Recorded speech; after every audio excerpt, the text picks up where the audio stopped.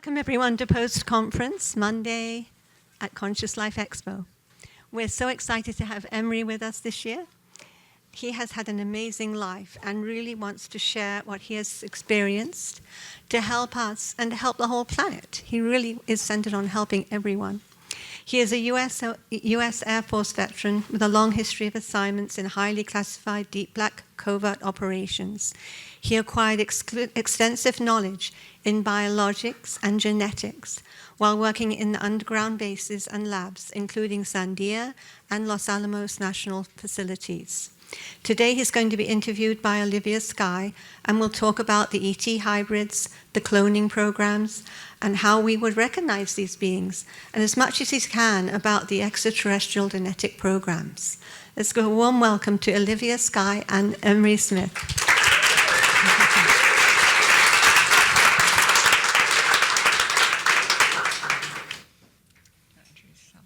Good morning, everyone.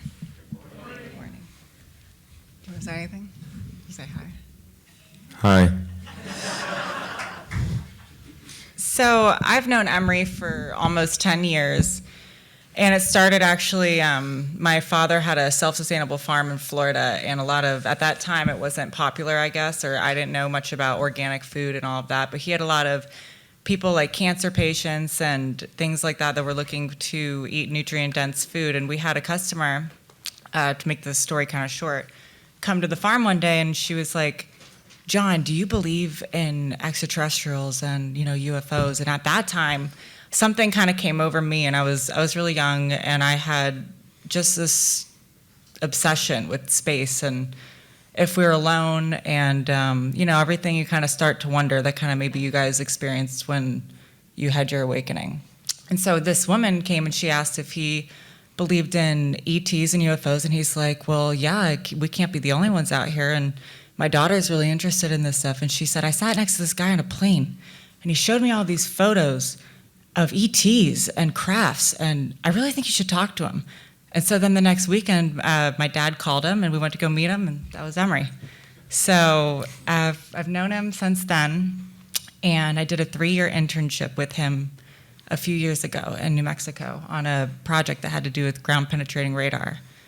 And so I've kind of gotten to interview him over the last 10 years and ask him all these questions, and each year it got crazier. Like I didn't really know what you did in the projects probably until after like the 5th year of knowing you, and I just questioned you. It was classified. I would call him with every question, and so today I manage all of his social media and his websites, and so I thought he asked if I could interview him to help probe some questions, and so here I am. So welcome, Emery. Well, thank you, Olivia. Olivia cuts herself. She's very humble. I mean, she's been on some very dangerous missions involving combat. She's saved my life a few times during full fire fights and things like this, retrieving different particles of craft and beings, and on amazing treasure hunts for some of the most amazing historical things that will someday be brought out to us. And so she's quite the adventurist, I'll say, and also very hardcore, even though you were looking like some little supermodel here. It was really interesting. You're probably like the hardest person I've ever worked with. I am a real asshole. For good reasons when I do internships, because it's about safety. We're jumping out of helicopters, and one wrong move can kill the whole team. When we're rappelling down 1,000 foot down underground into these caves and caverns, and you're down there for days at a time. So there's many things in survival that I used to teach Air Force survival school that you have to be aware of. And there's not many interns that make it past 3 months with me. So for her to make it 3 years was quite impressive. I tried to push her to the limits, but she kept coming back for more. It was really, I don't know if do you guys watch Cosmic Disclosure? All of you? Okay, how many of you? Raise your hand. Yeah. Oh, okay. Okay, so a lot of you. So on one of those episodes, I he spoke a little bit about a project we worked on. It was in New Mexico, but it had to do with ground penetrating radar and a lot of things that we were scanning underneath the earth. It was actually a treasure project, and this is kind of what he's talking about. It was really intense and really hard. It was really long hours, but it was one of the most profound experiences because it felt so concrete to both of us that, like, I mean, there's a craft under the earth. You can't make that up. Like, there's something more to this planet and to all of us. We were actually contracted out by this corporation as remote viewers first to scan a section of New Mexico 2 hours south of Albuquerque. And I'm a 95% effective remote viewer, but with Olivia, I'm 115% effective if we have both double hits. So it makes me more money if I bring her. So we would go through these quarantined off, graphed out acres, and we have flags, and we just walk through this side of the mountain or this field, and every time we get a hit, we throw a flag down. So it saves them a lot of money and a lot of time because they're using this slow wave radar, ground penetrating radar that goes all the way through the earth. And then the volumetric wave pattern that reflects it, that comes back, is 400 times greater resolution than a CAT scan. Yeah. How it works was he kept it so compartmentalized. The scientists never got to explain too much of how it worked, but one night he did, and he said that he hacks into 6 satellites, and he gets that's just to locate like the GPS coordinate. A stereotactic, what we call, yeah, XYZ of the inner Earth, of coordinates of the inside of the Earth. So we know exactly where it's at within a millimeter. So we were there to remote view, and we would, because it was really expensive to run the satellite, so you had to be pretty specific with where you wanted to like drag it across the ground. And so we would go and we would seek out areas that we call hits. We would get a hit on. And the scientists would shoot this area, and what it would do is it would shoot a low frequency wave through the earth, and it had every earth known element indexed into the computer system. So it would, when the images would reflect back, so it would shoot this wave down, and then when it hit whatever the target was, it would reflect back, and it would produce this volumetric image on the computer it was like a perfect detail of everything that was below there. And it looked kind of weird at first because it was in that it's like that spectrum. It's like all the neon colors. And you couldn't really tell, but until it looked flat at first, and then he would put it into a 3D format, and it would become 3D. But what was cool was it had all the earth-known elements indexed, so it would tell you exactly what it was made out of. So when things would come back, like in the shapes of double tetrahedron pyramids and said unknown, we were like, wow, that's something. We knew right away that these are craft, there was beings down there in 35-foot capsules in stasis. And the doctor who invented this system was the guy who discovered all the tunnels from Mexico for the DOD. The drug tunnels. The drug tunnels. And so he was also severely threatened because there was a leak in the CIA. So he took a liking to Olivia, and over 8 or 9 months taught her how to use this type of technology. And we have lots of, we had a lot of pictures. Cool pictures and videos that we're going to be showing online soon in that story.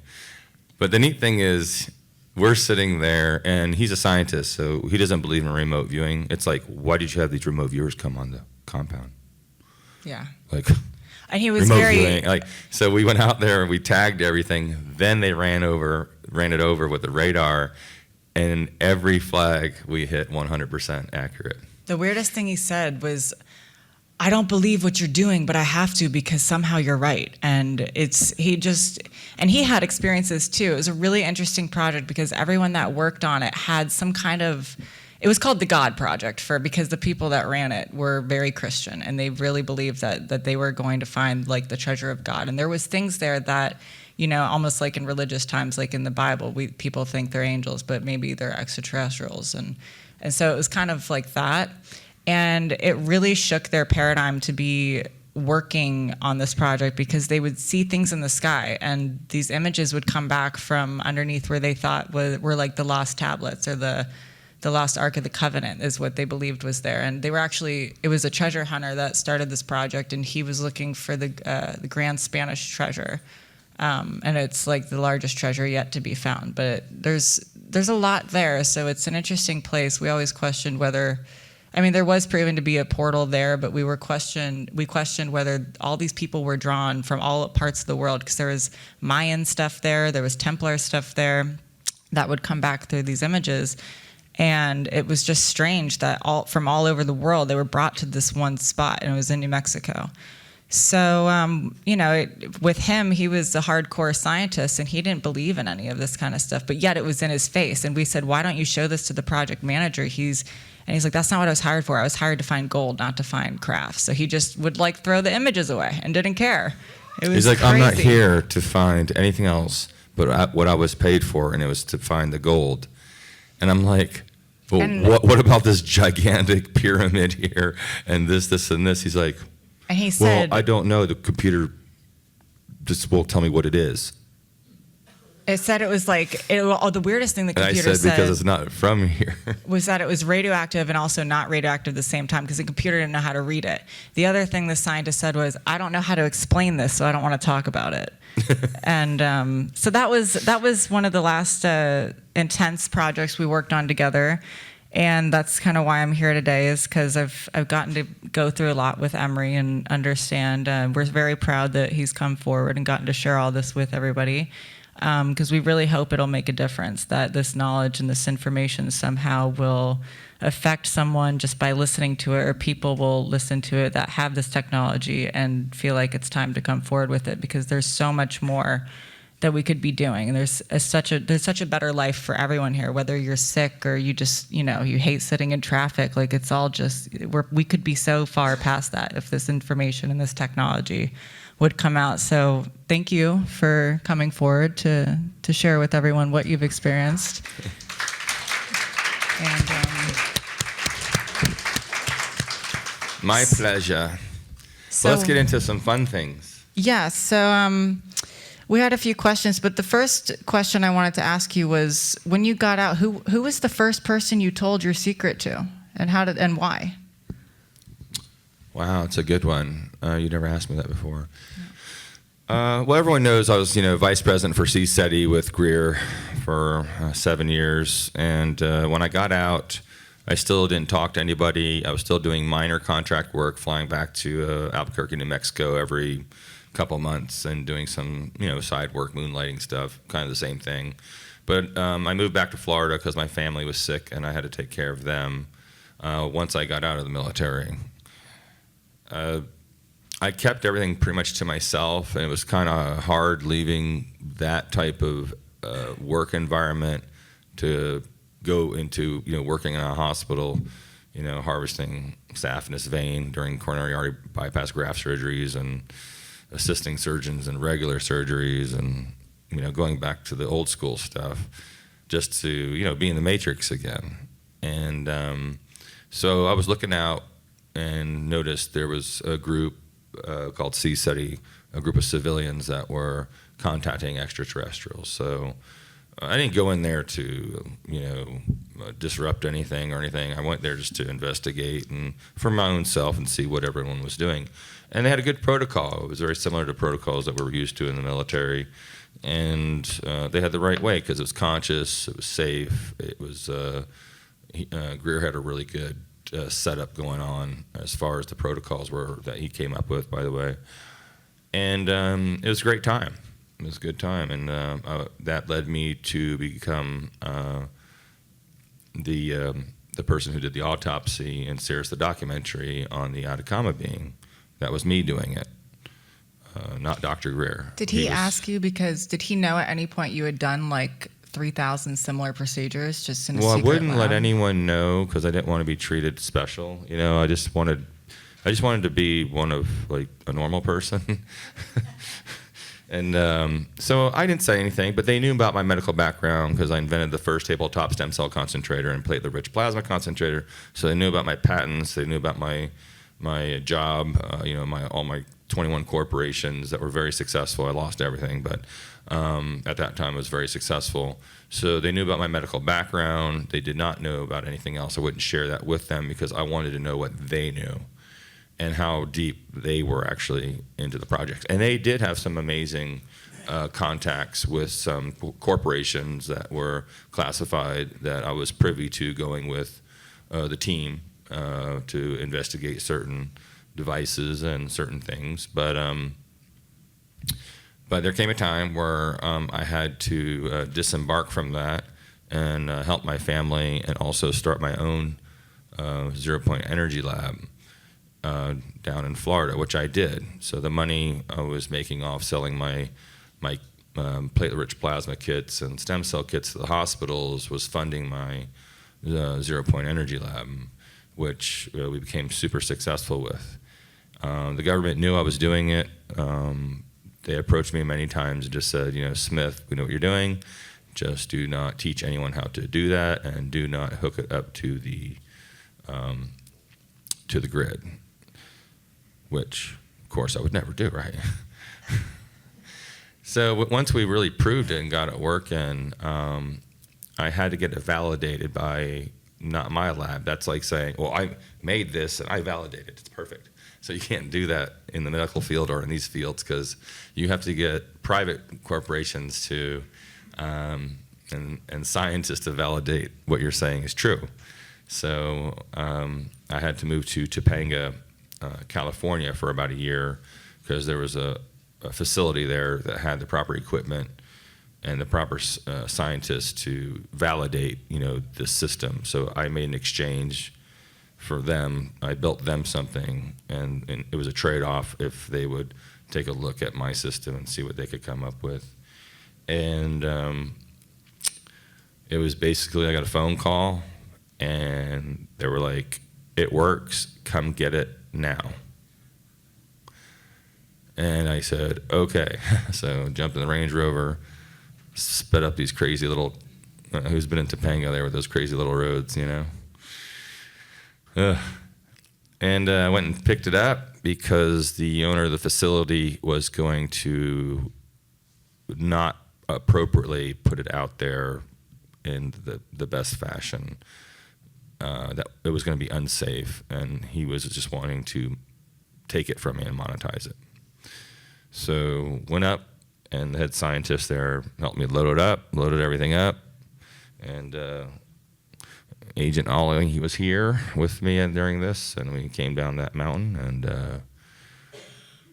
we got in a head-on collision at 55 miles an hour by an agent that was sent out to kill us, and it didn't work because my car was bigger than his.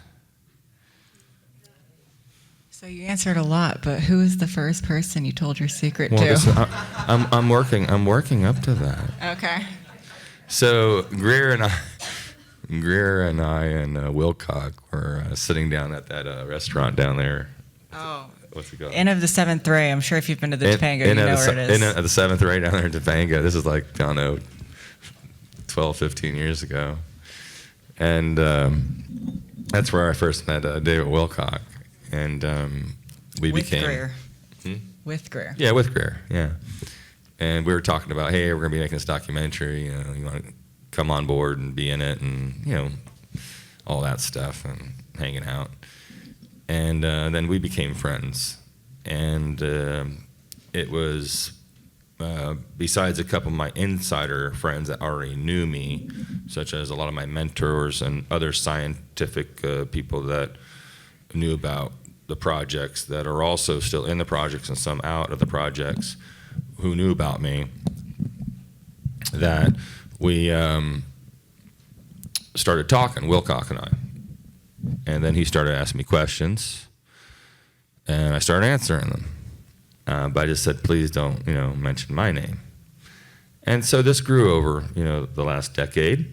And he would code name me all sorts of weird names in his books and stuff and online. So how did he know how to ask you these questions though? Did you just ever tell him who you were? Because I remember at least 10 years, I would ask Emery questions and I would say, oh, is there a base here? And he would say yes, or he would confirm. I would ask him questions. But it took me I don't know why I never asked him how he knew it. I never asked him how. We would be watching, we watched Resident Evil one day, and I think that's when I was like, how do you know this is real? What is it? And then he finally told me, oh, well, I used to work in Sandy and Los Alamos, and this is what I used to do. Because I just trusted you so much for all the experiences we had together, and I just felt that you knew so much that I would ask you something and felt like you would confirm it and you were telling the truth, but I never asked you how you knew. So how did David know that you? How did he know? Well, that he knew had Pete this? Peterson and a lot of other people in the projects, and they verified to him. They did a big background check on me, and they said, yeah, he is the real deal. I got papers published at Stanford and all over, Harvard and Ohio State University with my systems and all sorts of things. So he put two and two together and did their own vetting, Gaia vetted me as well. And thank you, Gaia, for live streaming this and for all your support. If you guys don't know, Gaia is basically where I'm contracted out and have these shows there. And they just gave me 2 new shows, so I'm really excited. So look forward to those. Those are more scientific based. So I'm not getting around the question.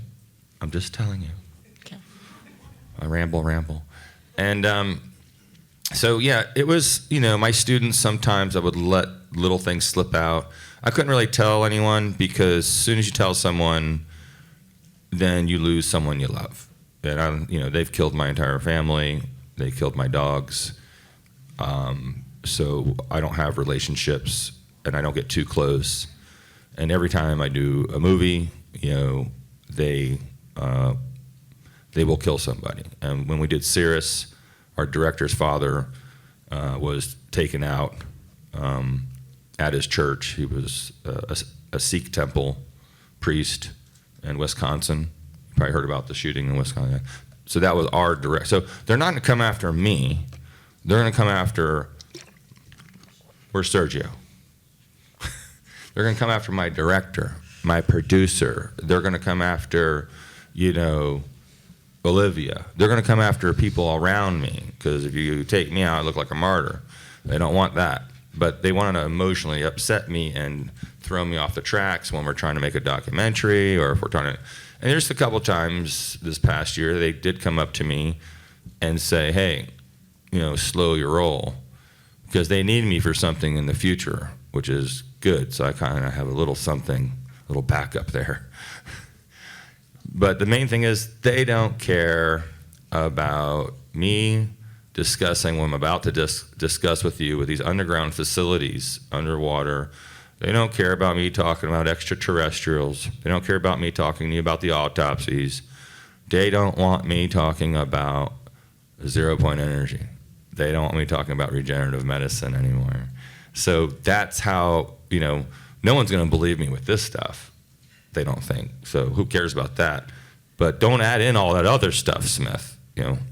So I know my limit of what I can kind of tell everyone without getting my team in trouble. And I'm very protective of my team in many levels that they don't even know about. So, it's a very hard thing. So, please get up for my team here. Sergio Estes, Alejandro Arzak. We have Alice Rain back here. Special Agent Jay over here in the corner. Watch that guy. He's already scanned all your bags. And so it wasn't for these people, I wouldn't be here, to be honest, because there's no way I can do this on my own. I cannot do it without you. You are my team, all of you. All of you. I'm talking about all the people listening to this as well. Because without you guys, with these millions and millions of followers supporting me, it's like a safety shield. It's an etheric, energetic safety shield around me and my team, so we can keep doing this and educate the world.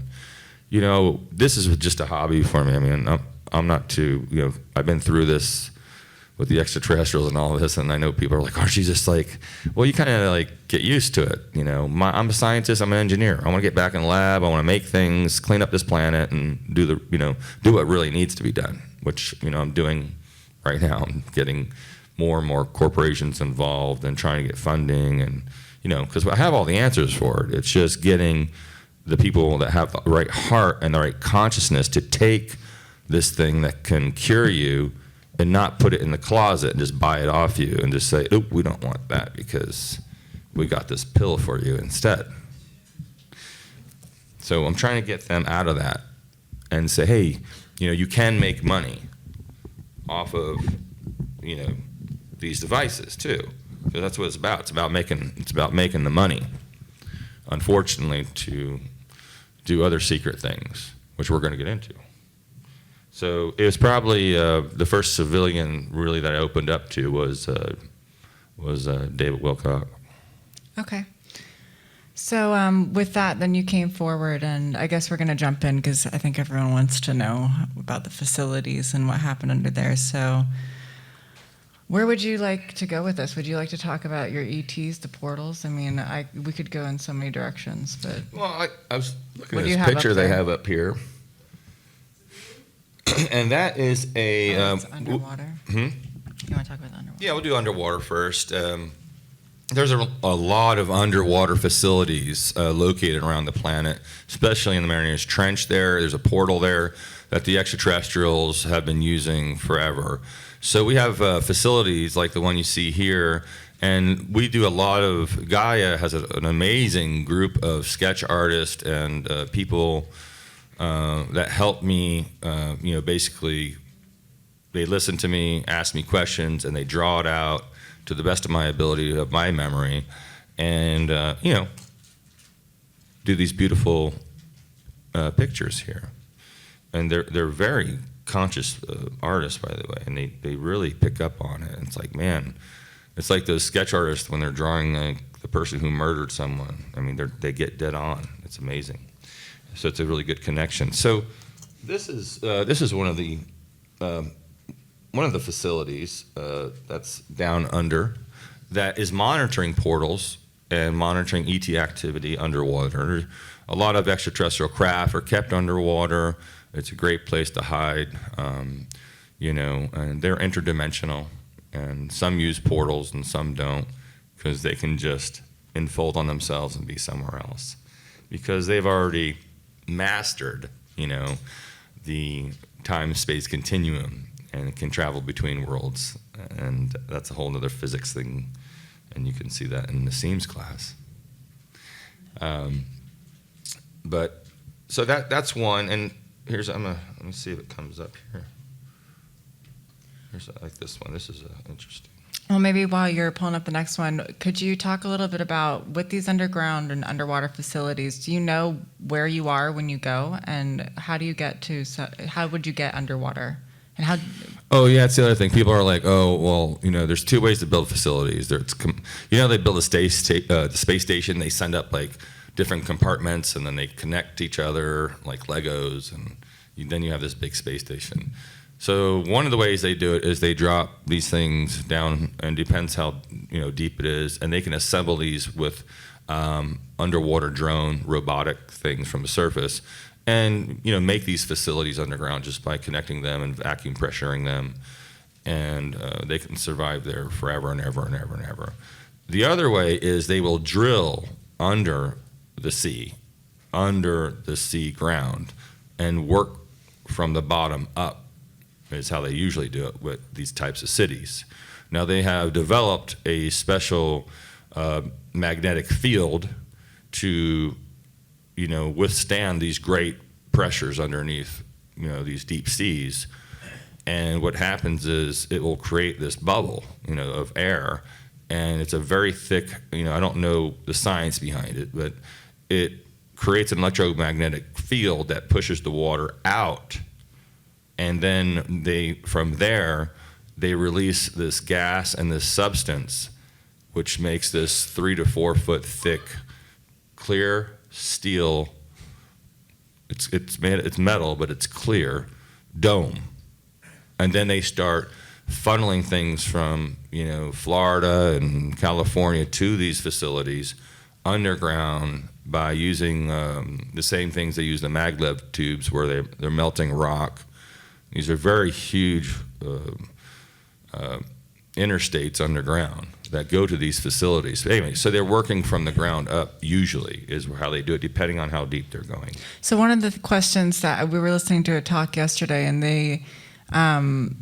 one of the questions I heard was, where does all the dirt go when they dig these facilities out? And is it because it's just melted, or how would that work? Because we look at Denver Airport. I don't know if you guys have been to the Denver Airport? And if you're driving to it, it's miles out there. But if you notice, that whole area is flat. But there's these big mounds of dirt, and they just kind of came out of nowhere. And you're like, and it's fresh, and they're constantly digging. And so that was one of the questions in a talk we heard yesterday was, and these underground facilities are so deep. Where does all the dirt go when they dig? How do they keep it such a secret? Well, they do liquefied. It's granite, usually rock, not so much dirt. It's liquefied. And it is liquefied and melted. And it looks like, the walls look like, obsidian, like glass. And that liquid is easily transported out using special vehicles, anti-gravity vehicles and other vehicles very quickly to the surface. They're artificially intelligent, so it's AI. They just run consistently all day long, and they're doing it right now as we speak for other places. So that's where it goes. It's a very simple process. Okay, and it's not noticed. It goes unnoticed. Like they could be digging a base right now, and no one would be able to tell. Yeah, well, there's other spots too, where they can dump things on the way. It depends on how far they're going and where it's at, number one, and how far the actual facility is. And I was not part of the construction, by the way. I just know this because I asked the same question to a couple of contractors that were involved with making the facilities like the one that's down there by Mountain Air, New Mexico. So let's get back to the underwater bases, since these are these photos. So this is, I guess, in an episode you spoke of having to do procedures underwater. And could you explain why? Like, why would you not just put the being in a tank and operate them in a regular room? Why would you have to be underwater as well? Well, some of the beings come from water worlds, and there's a lot of beings that live here. We call them like aquafarians. Is kind of the code we use for that. They live here already. They've been living here a long time, but we do have visitors that also come from very far away. That their ships have liquid in them of all different sorts of materials. This specific one, it looks like a mermaid man with little fins. There's sometimes that you cannot, people are like, well, why can't you use those big tubes? And because you don't have the visualization, number one. So we actually have operating rooms as big as this room filled with seawater that we walk into with these suits and take samples, because the bodies have to be kept in the water or they'll deteriorate with pure oxygen on the surface. So that's why we cannot, use these little capsules and stuff. You have to be ambidextrous here. You're talking some very small instruments and things like that. This is a good depiction of that. And we have these special boots that they're magnetic, that keep us on the ground. Everything is contained in the suit. And this is just one of the artist renditions that I depicted for them for this procedure. So it has everything an operating room would have. It's just, it's underwater. How many times did you have to do an underwater procedure like that? Did you do them often? No, maybe 5% of the ones that I did, you had to do in some sort of liquid or water. Okay. And is this, you can have these rooms in a regular base, like such as San Diego? Oh, right. It doesn't. These are not always, by the way, in the underwater facilities. Okay. These are actually on land. They transport them in special containers. I want to show them the containers that we transport. This isn't how, or is this how? No, I don't. Yeah, this is it. So when we go to crash sites and things, we have these giant capsules, and they're filled with different types. They can be filled with all different types of gases. We're trying to simulate the atmosphere of the craft that crashed, so these ETs so we can save them. And these are some of the capsules when the Osprey VTOLs land that we transport the extraterrestrials in, whether they're dead or alive. And you're looking at the inside of an aircraft with these capsules with these beings in them. I think we have another one too.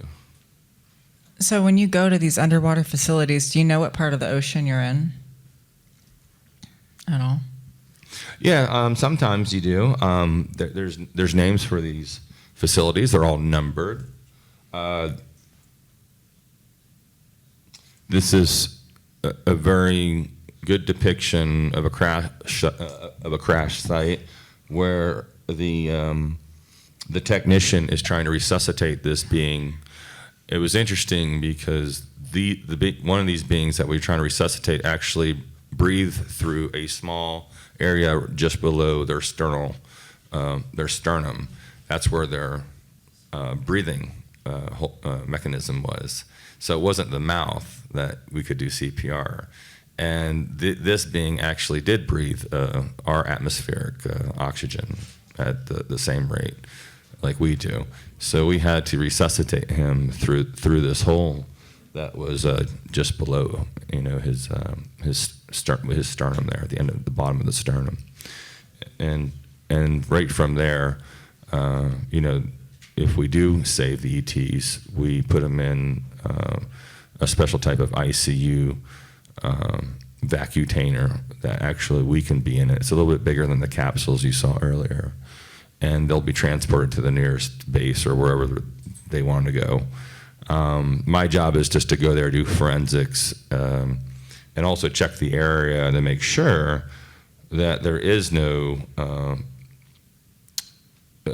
danger, such as we have these giant systems that we plug into the ground and special dishes and things like this that allow us to measure the air.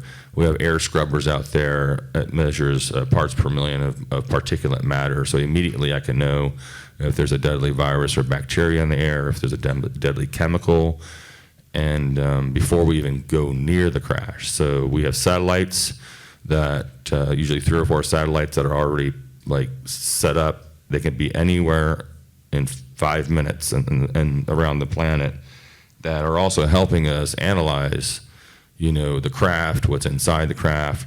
Is there any beings, any organic material? Are the beings alive? We're getting all this downloaded, in the special type of iPad thing before we even arrive to this, crash site.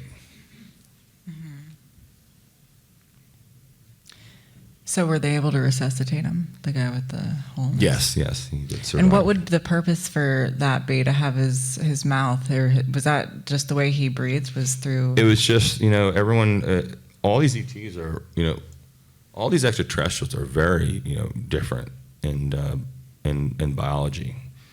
And as being an exobiologist and seeing all these different types of things, I felt like a veterinarian. Veterinarians are amazing because, a regular doctor specializes in one thing, no offense, docs. It's you're a cardiologist or you're an optometrist, and you know all about that one thing and some other things. A veterinarian's kind of learn all the species of the planet and everything of how they work. And I work with veterinarians for 25 years because they use my technology as well for stem cells and PRP.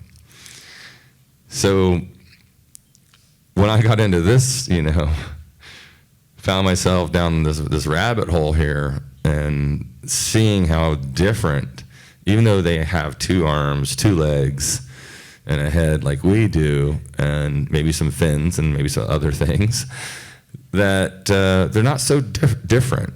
But, their internal systems are completely different. We had one being that had a uterus that had 4 quadrants, You know how your heart has chambers? Well, this being only can have children once in their lifetime, and they have 4 all at once. It was so fascinating to see this, because I did a lot of OB/GYN surgery in my first year in the military when I was stationed at England Air Force Base, because they didn't have too much going on until Desert Storm and Desert Shield started, and we were deployed there 30 miles north of Riyadh at the Air Transportable Hospital. So I knew a lot about, the human body already. And to see that they have similar organs, but they're just different. Maybe they have 4 lungs, maybe they have 6 lobes of the brain, You guys probably see the Atacama being online with those pictures there, and it's a very different body somatotype than humans. But needless to say, one thing I can tell you is that all the ETs that I've been involved with have human DNA. And that was shocking. And the biggest question I get, you guys probably heard me tell, I don't know how many have seen me on the panel last couple of days, is, Emery, are you an extraterrestrial? And I smile because it's very funny, because we all are extraterrestrials. And we all have DNA of certain percentages in our genetic makeup. So we are different extraterrestrials, but we have this stardust in all of us. And I believe, in my opinion, that they are us from the future. And they are here not to destroy us, but to protect us. Not to say there are not evil extraterrestrials out there. I only know one race of evil extraterrestrials, and they're called humans. Because they're the only extraterrestrials I know that chop each other's heads off and post it on YouTube. It's not right. We shouldn't be it doesn't make sense. Does it make sense? It's not in our genetics to fight, to be honest. It's a program. It's a program that has been installed by organizations, religions, political, TV shows, media is the worst, movies. There's an evil E.T. movie put out every month to get you scared of the giant octopus with 10 eyes. He's going to come get you at night. So for those of, there's a lot of people in this community that argue, if there are a lot of people that have different stances, and they really get into the evil reptilian, Draco, Anunnaki, people-eating, crazy ETs, and then there's those that believe there's no bad ETs. But you're saying you just haven't experienced ones that seem to be as violent as us, or you really believe that there's only good ETs, or could you clarify that? Well, why you ask me these? I don't like when you ask me these questions, Olivia. But this is what she does. Gotta clarify things. And abductions happen. Are they real? For that person, they're definitely real. And we can mind control you. We can make you do anything, make you think anything, make you see anything, and I will wake up in that bed and say, oh my gosh, this happened to me, it did, and you can't say nothing about it because it's that real. The whole, the Stan Romanek thing that's going around, I'm not going to say names, but I'm not going to rat it out or anything. But, there's a lot of also, set up abductions. There's a lot of hoaxed abductions. And they'll do it here in Oklahoma, and then they'll do it in Florida, and then they'll do it in Africa and Japan and England. And the journalists will go to all these places, interview these people, and they all have the exact same experience. The exact same gray, the exact same bright light, the exact same, this, and this. And the government does have the ability to do mind control over mass amounts of areas, like a big city. Or, if any of you have been to an airport, anyone been to an airport? 2, 3, yeah. A bus stop, bus station, maybe a train station. Or if you've ever drove a car under a street light that has a camera, well, they already have your DNA signature if you fall into any of those categories.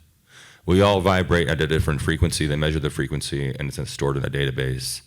So at any moment, they can send down a wave through the whole planet through these 20 satellites and stop your heart. Just you. Just one of you in the room. Or all of us. Or just a specific race. So I don't like talking about negative things, but you guys need to be aware of that. I'll probably get a lot of crap for saying this. So when people talk about the negative ET agenda, you were never exposed to that, is what we're getting at. And do you believe that there are maybe a negative race of ETs out there that are as crazy as people describe, or you just think they're not Well, if we here? exist, I'm sure there are more out there that exist. It's just we're not at a level, they're very compassionate because, they were once us, not everyone just all of a sudden just was made, or whatever your belief system is. I mean, you have to go through this life of trials and tribulations and make mistakes and get out of that and be truthful to the world and be compassionate and do the best you can while you're here, because it's going to be gone in a blink of an eye, and then you're going to be somewhere else again if you choose. So, I don't believe in death is the last thing and there's nothing left. There's a greater thing that's around. You guys are all beings of light made out of photons and atoms. Your DNA is a crystalline structure. Your energy will be in that chair for 60 to 90 days after you leave it. This has been proven over and over. You can read David's books and Rupert Sheldrake and Tom Bearden and everybody. So how does that happen? It happens because you're everywhere all the time, whenever you want. We're being stunted a little bit. We're being slowed down, unfortunately, since 1895 when they took Tesla's information and threw it away. But that's okay, because we're tough and we're going to get through it. And we're just going to keep moving forward, and we're going to keep teaching what we can. Oh, I'm sorry. What's the question? I mean, you kind of answered it, so it's good. But to jump back to that, so, I'm interested. You said in a few episodes of Cosmic, you said you perform procedures on reptilian race. And what are you looking for? Yeah. Okay. You said you perform procedures on a reptilian type race and you've experienced them. So what were they actually like in your experience? Because we hear so many different things online that they're evil, they'll eat you, basically look at you. I've never seen any extraterrestrial eat anyone or one another. Okay. I know, cannibalism does survive in the human race. It's been proven. It's gross. The reptilians I worked with, and just when I say reptilian, people are always thinking like that's just one race, but it's like humans. There's so many different kinds of races in the human genome, so we all look different in different ways and come from different places, and we're a mishmash of Europeans and Americans and Spanish, and so you have to think of it that way with the reptilians. There's many different kinds, and they look many different ways. And the ones that I've seen are very tall, and they are kind of intimidating looking a little bit. They smell really bad, which is, anyway. Why are they here? Why would they be here? Well, I think they're working, and they're always making deals with these compartmentalized project corporations, exchanging information, and who knows what else they're exchanging. I heard rumors of that's secondhand information. So, but rumors of bodies being exchanged, of fallen extraterrestrials and things like this. Big pharma, I think has a lot to do with a lot of these specimens and stuff that I was testing, and And harvesting, I think, a lot of the medications and proteins and synthetic recombinant stuff that's out there on the market was reverse engineered from proteins from other than Earth origin. I know a lot of materials that we've collected from space. There's a huge junkyard in space of all these materials and actual bodies too that are just floating around out there. And we have a whole fleet up there right now that's been there forever. It's a big salvaging. It's like a salvaging business, and they collect stuff and send it back down to Earth, and then we look at it and reverse engineer things from it, from bulletproof vests to better aerospace technology mostly, and sometimes weapons. Were you ever a part of that reverse engineering of anything from E.T. to what we use today? No, I never did any type of. My job was to take samples of different types of materials that they have brought back. It wasn't always tissue samples, by the way. It was equipment. Like, here, take a piece of this. And that was really interesting. And that's how I got into being on the teams that go through the portals, because I had so much experience in seeing different technologies that were not from here, that if I spotted it, on an inner Earth mission or maybe an outer planetary, because I don't know where I was at, I think that's why they had me on there, not just because of my medical background, but because I could, if we did bump into an extraterrestrial, at least I would know, what that is. And after working hand in hand with extraterrestrials, 3 specifically, who taught me the language of telepathy, because that's the main language of the universe is actually telepathy, which is an emotion-based language, by the way. So I talk a lot about this on a lot of the shows when you're working with an extraterrestrial. And they can talk, by the way. They can make sounds and talk, depending where they're from. They have vocal cords, but this is not the normal way they do it. And one of my first experiences with an extraterrestrial was that it was at a board meeting, and there was 3 of them that they said we're gonna be there. So the rest of us, the rest of the 20 other technicians and physicians knew that they were going to be there. So they had confirmed it, that basically ET, at this point you had just been doing autopsies and they had just been freely talking about the fact that ETs exist, and you were like, wow, I'm going to actually meet one? Well, this is 2 years after getting a clearance upgraded every quarter after 2 years. Then I was able to use the library system, remember I speak of, and got to watch a lot of amazing videos of other space travelers and portal travelers and missions, and then just finally realized that these are extraterrestrials. When I signed up for the after hours moonlighting job, I really thought I was doing organ harvesting for fallen soldiers. But after my first specimen, I was like, this is not human tissue. This is not a piece of cow. This is very different, And they're like, well, just take that artery, put it in here, and send it through the vacuum tube system in the room. And I'm not allowed to ask, what is this?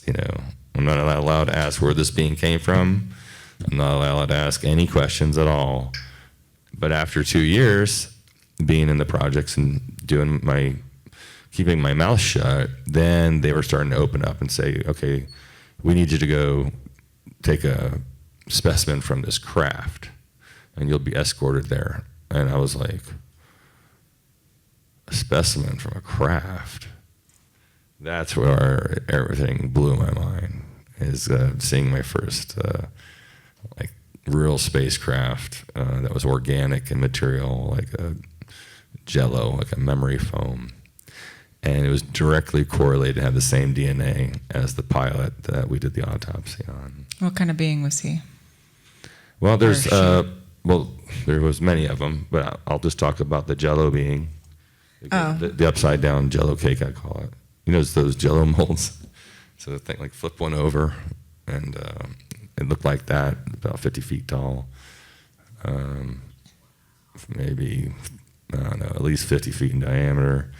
It had a center that was open in the middle, around 15 feet. It went all the way to the top, and it was transparent. It was red. The being was red also, and somewhat transparent. Kind of like you see those fish in the sea, where you kind of like can see through them. You can see like all their guts and stuff. And I don't know how they got in this craft. I don't know why the being was dead. But I was finally privy to read the report that said that this being came from this craft and it had the same DNA makeup. How did he get here? I don't know. I have no idea how it got. I mean, I know where they took me, through this maglev little system. I don't even know where I was going. I'm thousands of feet underground, and I'm escorted by 2 security guards, and I have a special band when I get there they put on me, so they know where everyone is in the facility at all times. And if you wander off the course, you will either be terminated or you'll be reprimanded, and you don't get many reprimands before you are pushed out of the projects permanently.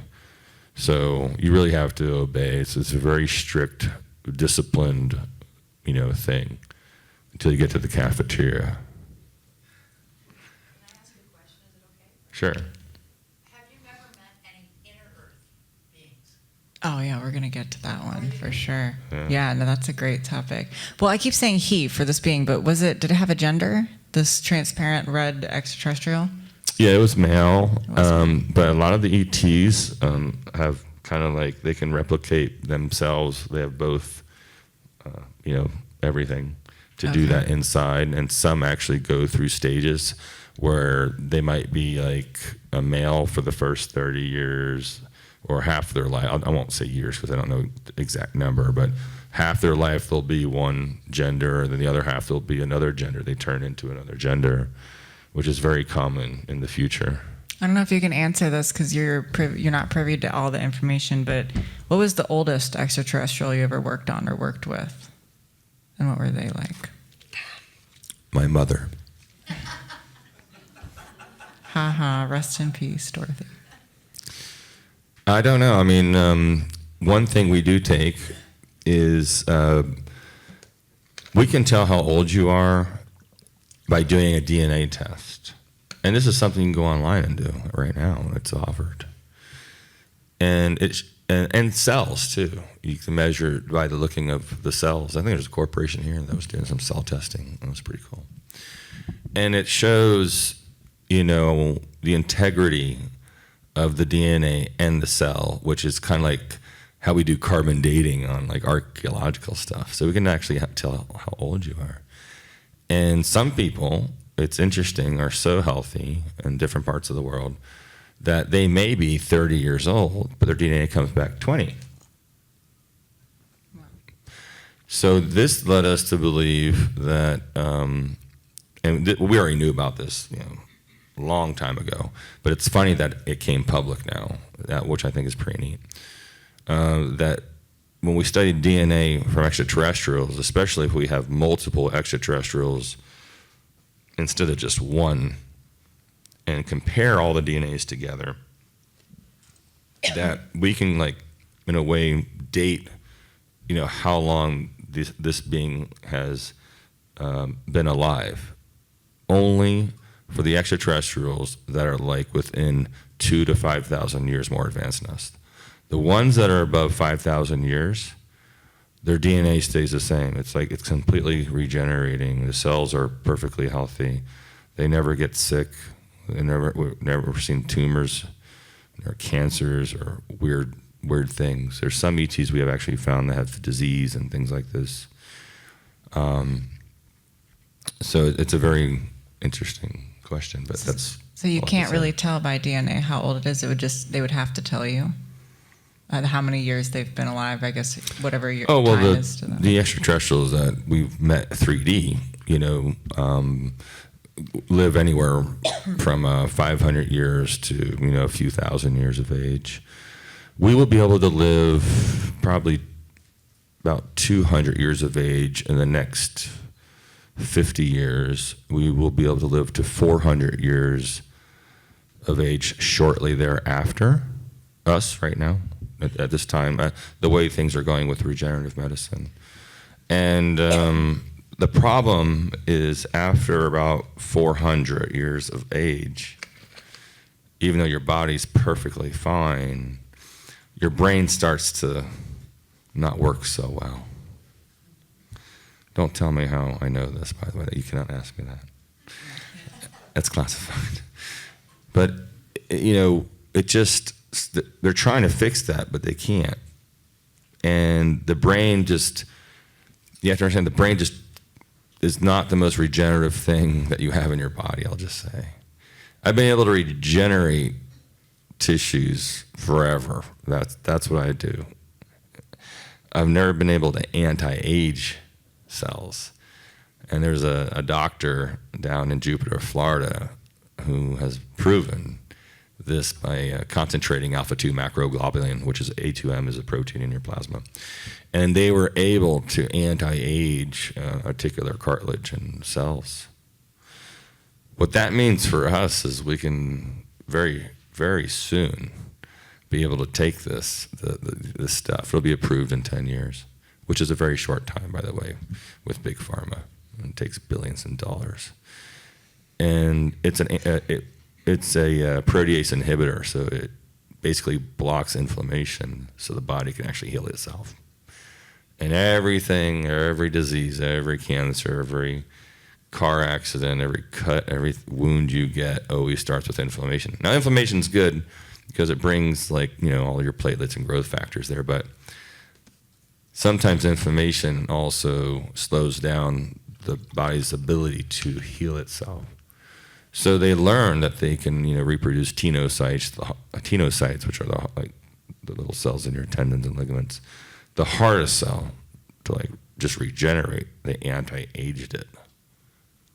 So it's right? Oh my. So we're going in that direction. Not that I want to be here another 500 years. but as long as I can still stay looking good, it'll be all right. So you mentioned in a lot of your episodes, you mentioned this library that you learned a lot of your information on. And I just thought maybe we could start with that because I'm sure that there was a lot of things that you got to witness and read about. And maybe you could start with what was the most interesting thing you read in there, and what was something that really stuck with you? What was the most profound piece of information you learned? Oh, wow. That was my most favorite place. Well, I think probably watching the videos of past explorers that were traveling to other planets and inner Earth, and seeing, it was like watching a movie. It was it looked so fake.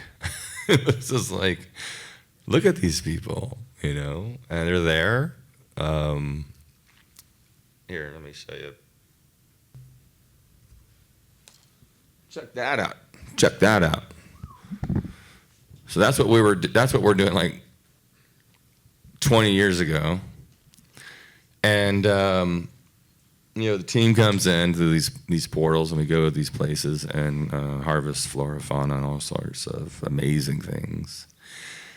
And I was just so amazed, and just so glued to the camera, watching every little thing, because everyone has a camera on them, and it was really watching real time these people that were been doing this decades before me, before I came along. And then being blessed to have been part of the actual missions to go and collect these, specimens and things and bring them back. I talk about the leaf we've collected that's bulletproof, and that was reverse engineered to make certain things here on the planet. And many things, materials anyway, many materials that are on the planet now, especially that new one, the what's it called? The graphene diamond one. Oh, the diamine. Yeah, it was Diamine. interesting. Yeah, diamine. I spoke about this. Yeah, you spoke about on, I think it was on Cosmic Disclosure, of Yeah. course, and you spoke about a really thin suit that we had got to wear on this project, and it was so thin, but it was bulletproof, and you could jump extremely high. You could jump like 20, 30 feet, and you could, and it would absorb your impact. And so you can look this up, like about a month after he spoke about this on the show, this material came out, and it was in like a science, I think it was like I don't remember what it was New York or something, and it was called diamine, and they mixed graphene with, it wasn't diamonds, but you'd have to look it up, and it was exactly the material we spoke of. But there's another company you guys should look at too that does clothing, and they're called Volleyback Sports, and they're usually integrating technology with their clothing, and they have these amazing concepts. And they have a jacket called the graphene jacket, and they say, like, plain as day in the description of their jacket, it's a science experiment, and they said it's made out of like 2 or 3 layers of graphene, and if they had put 8 layers, it would have been bulletproof. So why don't we do that then? If we could do it, why don't we do it? And it could save us so much money. So there's these things that are out there, like the information's out there. It's just done in really weird ways. So they made these suits. I love talking about the suits. They made these suits to do a mission in inner Earth through an aquifer. And these suits, you can like run really fast, jump really high. And it monitors everything, you know. You can even poop and pee in it, and it's gone. It transmutes it to nothing. Like interdimensionally? Like, how would that? Like, man, I don't know who's on the other end of that porthole. we got to liven it up. I mean, We're portal. too sleepy. So seriously, how would that work? I mean, where does your crap go? Well, you wore it. For real. We went to the bathroom before that testing. No, it transmutes it. That's all. The suit's a smart suit. It's artificial intelligence. Reads your everything about your body. It can be absorbed into nothingness. Transmutation of atomic particles and structures is how we're going to clean the oceans up. And this is stuff that we're designing with other major corporations right now to shoot these special waves of energy into the trash, and it just turns it to dust, to nothing. The suit's able to absorb this stuff, bring it to the surface, and take it out into the air or wherever you're at. Not that you're like, leaving stuff behind. It's not its same atomic structure anymore. Right. Okay. But the suits were just fun. It was really fun, and they wanted to make the suits anti-gravity, and we had something that they needed really bad to make the suits anti-gravity. But what was so cool is we needed the suits to get this stuff for them. And we found 5 acres of white gold, powdered white gold from biblical times. You know what I'm talking about? Like, it's not gold. It's not gold. Okay. And this was used, this is what, Moses took out when he left town. And everyone ate some of that bread, remember? Guess what was in that bread? The manna, the white gold, the powder. And when you have all those people walking up to an ocean or a river, I guarantee you that water will split with that kind of energy. Is that Ormus?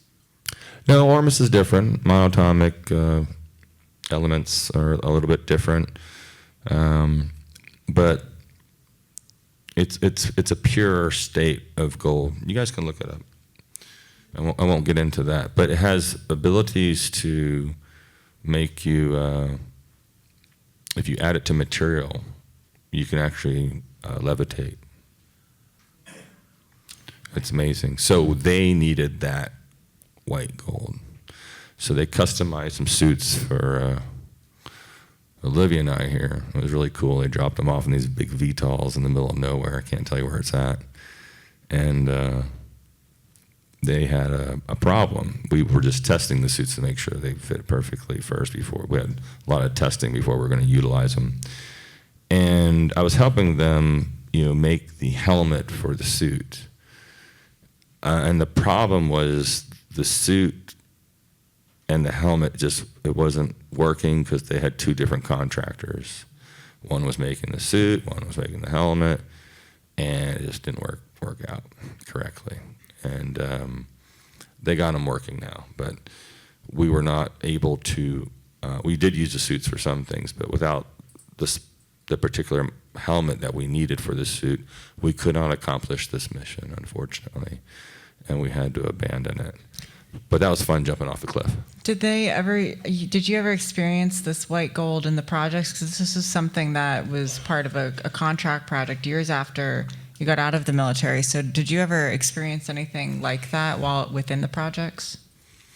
Oh, yeah. I mean, there was lots of levitation belts and lots of levitation devices to carry heavy things around. Levitation was just, it wasn't with white gold, though. White gold is like the real white powdered gold is so hard to find. And that's what you see in these like Egyptian pictures of these goblets, and then you see this cone of white stuff on top. That's the white mana, that's the white gold. And anyway, the white gold is very important for us because it heals also the body like Ormus does. And Ormus, I do highly recommend you take Ormus every day because you're not born with those. I mean, you're born with those elements, but there's not too many foods out there that actually have that in them where you can your body needs that, these monoatomic elements in Ormus because it helps keep your body at the right voltage, around 33 volts. And if you are flying and you're doing all this stuff and around electrical things, your voltage is always off, and your body wants to achieve homeostasis. And so it's in this constant fight every day trying to do that electrically. So it's important to, drink, clean water and to add minerals to your water and, eat healthy as you can, as possible as you can, because it's so hard to do that when you're on vacation. But it's important for the body and to keep it at its optimal, level. So we kind of started this with asking, what was the most interesting thing you learned in the library? And you mentioned a lot of footage and about these kind of experiences to Inner Earth. And do you want to talk about your experiences if you ever got to go, or what else did you see through that footage, and what did you learn? Well, like this picture here, when we're going through these portals, we bring the canine units with us. They have exoskeletons. They're hybrids. They're mixed with all sorts of different DNA and raised underground to smell certain chemicals and to pick up on certain vibrations so we get ready for possible earthquakes, tornadoes, and all sorts of things. They have heightened senses. Sometimes they don't need suits where we go because the atmosphere is safe to breathe. And some places we do need them there. They're also trained to protect. They have circuitry in them. They are alive, conscious beings. They do have circuitry, though, sometimes implanted into the ears and brain to help their extrasensory perceptual skills that is linked to the outside of the suit so they can hear and things like that, because they can pick up things that we can't pick up. Did you ever notice that? Isn't that cool? I mean, animals are always just regular doggies. I miss my doggie. And so there was a time. Can I talk about? Was that already released? With the crazy plant that ate the person? No. Sorry. I can't talk about that. It's in my next episode. Sorry. So you Okay, so you got to see footage, and that was before you even knew anything about Inner Earth. You just got to go to this library and saw this footage, and you're like, what the hell? Like, what's this? Yeah, I was like, well, no, I knew right away that it was, these are labeled, they're dated and everything. So it's like, this is quadrant, 197854, and this is this, and this is that. And they had these videos, and they also have like, people wrote stuff, like all the scientists would actually write things when they get back. You have to write like a huge report. You actually go into quarantine for almost a week when you get back. Make sure you didn't bring anything, back with you. But inside there, the most amazing thing is watching these videos, reading the experiences of these amazing adventurers, of these people that have gone into these inner earth portals and have come back, and it's obviously been going on for a very long time, which that's what I was impressed about. I've been doing this even before I was born, and there was a lot of data, and it was just an overwhelming amount of data, and I couldn't believe this really existed underground in Earth, its own biosphere, Is that what they referred to it as? Did they refer in their journals? Did they call it Inner Earth, or did they have another name for it? They call it, no, there's many, terms, biospheres, Inner Earth, but they're all numbered. It was like, this is alpha, this is zeta, that, and using the phonetic alphabet, it was, numbered. Yeah. And there was many of these, and that was the other impressive thing, was how large these pockets in the Earth were. There were some very small ones that were maybe only like 20 football fields, and then there was other ones that were miles long, and which have an end, but they all have like a dome top, and it's not a cavern with stalagmites and stalactites. It's not like that at all. And what was so amazing is the bioluminescence of all the chemicals there that we've collected, and the plants and the animal life. They all had some sort of bioluminescent capabilities, and there was light that was in the sky, not a sky, but on the top of the ceiling of this. It might be a quarter-mile high sometimes. And we found out that it's the moisture that has this glowing capability that congregates in one area and gives off a lot of light, like a sun. With that kind of light, did you cast a shadow? Yes, yeah. It was brighter than the moon. Yeah, it was bright. Wow. It was some places were eye-piercing bright. Okay. And they finally figured out it was just like, fog rolls in California, down there in San Francisco Bay. But think of those particles, those little particles of water, but emitting light, and a lot of them in one area, And it stayed there because of the pressure. So it had its own atmosphere too. All the plants, everything grew.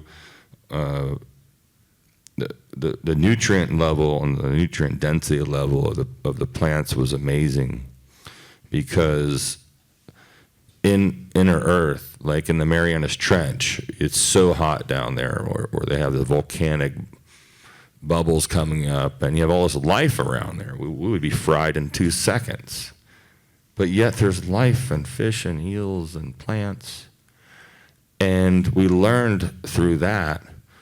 And through these projects that we call it chemogenesis. It's life from chemicals of the earth, like Ormus, So you can actually survive in almost any environment with just the right amount of minerals and chemicals. You don't need sunlight. You don't need, you don't even sometimes need to eat, if you have the right amount of nutrition that's in your cells. So was this your experience in there? Did you go through any type of training, and who was on your team? And could you describe a little bit about what that was like?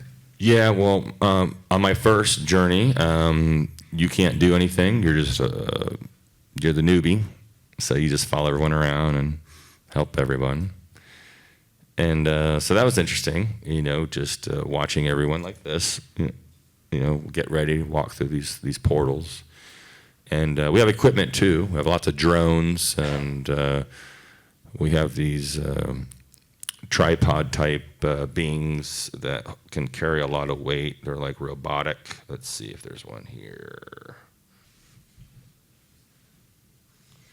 So anyway, so we have a lot of equipment with us, and mechanical as well. And we go there, we set up these rods, and we have an AI unit that is in contact with the personnel, usually around 7 people, and made up sometimes of a geologist, botanist, medical. Sometimes we will have a security, one security detail. We do know what places we may encounter natives or other extraterrestrial beings, and we have a download for those beings. We all know what they'll look like, so we know what to expect. We are not allowed to engage in that, by the way. If they come to us, we are allowed to engage, but we are not allowed to engage in anything to do with any beings that may be conscious. Because it's like here now, we don't want to go to the Amazon. We're crushing the Amazon there, and there's natives there that, never seen the outside world. One of us could just take them out just, with our viruses and our MRSA on our skin. So they're doing it the right way. They're not going in there and killing everyone and killing all the animals. We have found bodies there that were already dead that we did bring back. We have found, we have captured animals from these places and brought them back. But we've never did anything malicious. We have seen tribes, from a distance, and they did see us, and nothing happened. They just kept walking. Are there like open plains in Inner Earth? What kind of climate is underneath us? And what does it look like? What people talk about Inner Earth and they think it's hollow, all on the inside. What is the actual structure? Well, according to the material I saw, that core is not a perfect sphere, by the way. It's always moving. It's like a liquid that, it reminds me of like a blob that kind of can grow tendrils out of it. And it's always moving. And that's why I think the Earth's axis is going to switch here soon. It has something to do with, moving magnetic energies around. And some of these places, the gravity is a little different, believe it or not, in Inner Earth. And you might be a little bit lighter, you might be a little bit heavier. They blame it on how near it is to the center of the Earth. I believe it has to do more with the spinning of the axis of the Earth, and where that pocket is of that biosphere. Interesting. So you mentioned you brought animals back and specimens. What kind of animals did you get to see when you were Inner Earth? And maybe you could talk about your first mission and what was it like? Were you shocked? And was that like anything you'd seen anywhere else? Yeah, I was very shocked, and it was overwhelming, but I was very calm. I'm very mission-oriented at that time, and we were in and out very quickly, less than an hour. That's another thing. There's only certain times you can enter and get out, or you might become stuck there forever. There have been teams that have never come back. We don't know where they're at. Just recently, I was called up to come back to do a contract job, and I said, "Why do you need me? Why can't Colonel so-and-so do it?" And they said there was an incident, and I lost about, 5 of my friends. So they don't know where they're at. So it's not perfected yet, the man-made portals that we have made on top of the portals. And I thought it'd be best interest for the planet that I stay here, help you guys and get things going, because we're on a roll right now, instead of exploring, which, they're still going to do it anyway. So it's going to continue this way, and there's options for us in the future to go to different places and different planets and to go to inner Earth or wherever. We have the technology to do it, and it's there. They're not going to, I don't know when they're going to release this information, probably right after Antarctica is released, which will be within a year. And they're already talking about it, of course. Oh, we found something. Is that how you get to inner Earth? Is by a portal? Is there anywhere we could access it? No, there's robotic type snakes that are 10 feet long. Remember those snakes when you're a kid, you hold it by the tail, it's a piece of plastic, and it looks like this? Well, they look like that, but they're really big, and they're surrounded by a special plasma. And this plasma energy allows them to go through crevices. So they have their own some sort of fission technology that allows it to run forever. So these things are dropped into very deep places on the planet, oceans and in caverns like Carlsbad and other ones in the East Coast. And these things will go, and they'll find their way to this place through very small areas. And it's AI, so it knows what it's doing. It's like, it reminds me of my little Roomba that goes around the room and chases Raven. And so it does this, and it's very intelligent, and it comes back with information, and it knows where to return to, and we get to see everything it sees. And those videos are remarkable, because they bump into different sea creatures that we've never seen before. They bump into different life forms we've never seen before, and some of them actually make it into these inner Earth areas. Most of these inner Earth areas, though, are completely sealed off, of course. But sometimes, these robotic drones, these snake drones, will make it in there. So it's not like Journey to the Center of the Earth, where you can go through a volcano or something like that? It doesn't work like that at all? I don't recommend jumping into volcanoes. So how long would it take this snake to get to inner Earth from the surface? Oh gosh, these things will go for years and then come back. Wow. They're released all the time. It has this really neat gelatinous plasma over the metal, and it's kind of spooky. It's got this big green light on the front of it, like an eyeball, and has an unlimited hard drive in there made out of a quartz crystal. And it records it through a very, very, very small laser information and video onto this quartz crystal. It's a very thin square piece that's surrounded by this very strong type of metal that they made. I don't know what it's made out of, but it's very strong. And it's it moves better than a snake. What they do now is they learned to copy Mother Nature and the insects and the reptiles and start building robotic things that look like animals, because they work the best,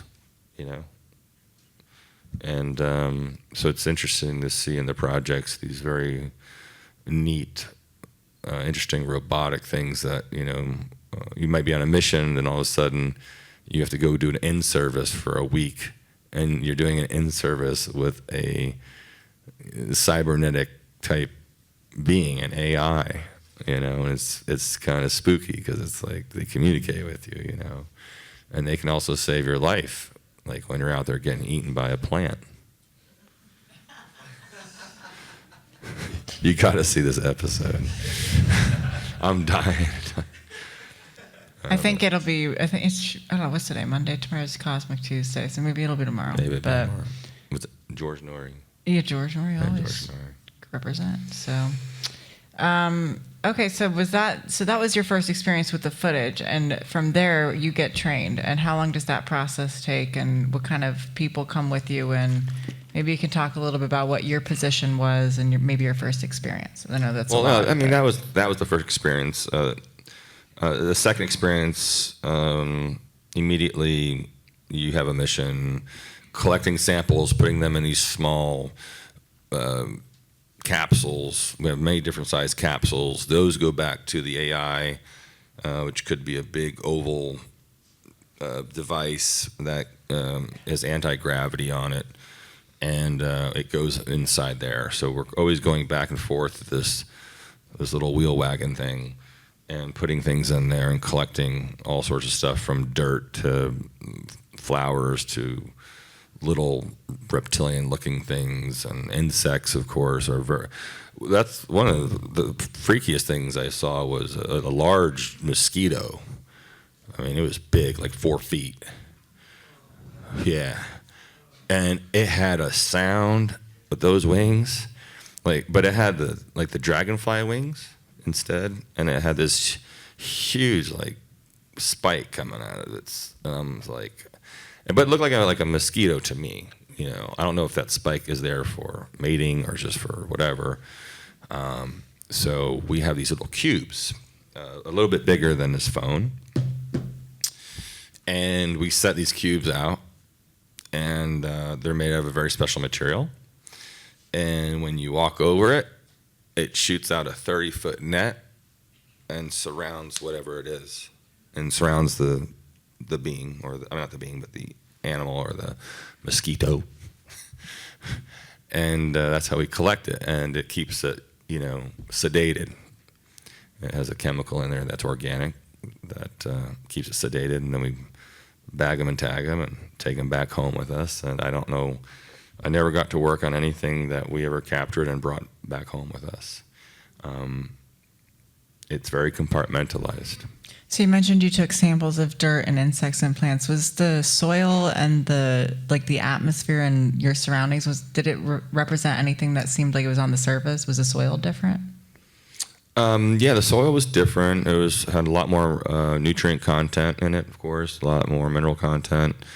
They also discovered new types of minerals and things that they were able to make different types of metals with, different types of textiles and things that we use today, I think. How do you know that? Did you get to be a part of that?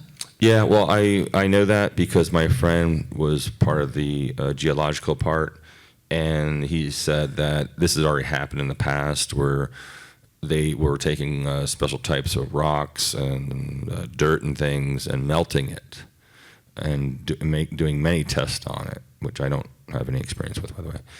And they said they were making these super metals. They could make clear metal, clear aluminum. From inner earth material? Yeah, from inner earth materials. And many, many large crystals were down there also, megalithic, gigantic, bigger than the selenite ones you see in Mexico that you can walk on. I don't know if you guys know about the selenite mines in Mexico. Huge. I mean, those are like redwood trees. So why is it so, I mean, maybe it's not extraordinary to people that live there, but why is it so rich in all of these properties compared to what's on the surface? Oh, because there's no human interaction. We are destroying our soil and our oceans because of the chemical factories and because of our cars and because of how this battery is going to be disposed of next year when I get a new phone. So it's very sad because it doesn't have to be like that. There's batteries that we have developed that can, and we use the Tesla car battery to do this, by the way, because all the testing was already done at Stanford or University of California, one of the two. Huh? I think it was UCLA. I think it was UCLA, yeah. And we proved that the same size battery that they have in the Tesla car that drives at 220 miles max, I think, that this battery can drive, I think, 1,250 miles on one charge. And they had to keep it under a certain amount because gas, coal, and oil didn't want it to be for a whole year. They could actually do it for 100,000 miles. Because guess what happens when you plug your electric car? You guys have all your hybrids. You plug it into what? The socket, right? Because we're saving money. No, we're saving all that carbon coming up in the air. But wait a second, what's powering that socket, guys? The power plant. That's shooting out all the crap. So we're not really helping anything, you know. It's for me, I just look at this like, okay, you know, recycling and all this, you know, there's better ways to do it, and that's why I talk, and that's why I want the world to know. And scientists are stepping up finally, and they're coming out with new inventions and new technologies, and you know, I want them to come out and not have so much fear, because you know it can happen and will happen. It's just we can do it a little bit faster if everyone just does their part. I know we're jumping around a little bit, but I wanted to, we spoke about Inner Earth, but you mentioned, I had asked you a while ago, you said being around ETs really change you when you're in their field. And I had asked you if, you know, the times that you spent autopsying or other scientists, if they felt changed by being around these beings and what happened. And you had told me some interesting things that take place when you spend a lot of time around these beings, and maybe you could elaborate a little bit more when you're done drinking your water. Once in a while, I'll take my team out. It's very rare, but you know, they deserve to be fed, I think, every now and then. They deserve it. So I take them out. And we're very serious people, but we also know how to let go and let loose and talk about things that are important, like our families and things, and have fun. And when you have someone come into the room that is your friend and they're very funny, you start feeling this energy, like you get excited. My friends are here. Yeah, we're gonna go eat. We're gonna go do this or whatever. So being around an extraterrestrial is very similar to that. It's a very positive feeling. It's an uplifting feeling. It is, you actually smile for no reason. Like, I don't even know why I'm smiling. I'm smiling. I'm thinking about my friends. I'm smiling. Thinking about the ETs. I'm smiling. And so it's like this emotion that overcomes you. And they always are emitting this. It's always a positive emission, unless they're dying because they just crashed or whatever. Then it's a totally different emotion. But for the most part, working with them was the biggest blessing I probably have ever had in my life. Learning, you know, that we are going to become them, you know, that there's still going to be a massive hope for us, and they probably will also eventually disclose themselves at some point. So they make you feel really good being around them, but was there anything, the ones that you had worked on in the autopsies and maybe others like you, did they ever get changed physically by being in their presence? Was there any kind of mutation to their DNA by being around one for so much of their time? Well, you know, they do emit energy, like all of you emit energy and frequency, and you know, could be good, could be bad.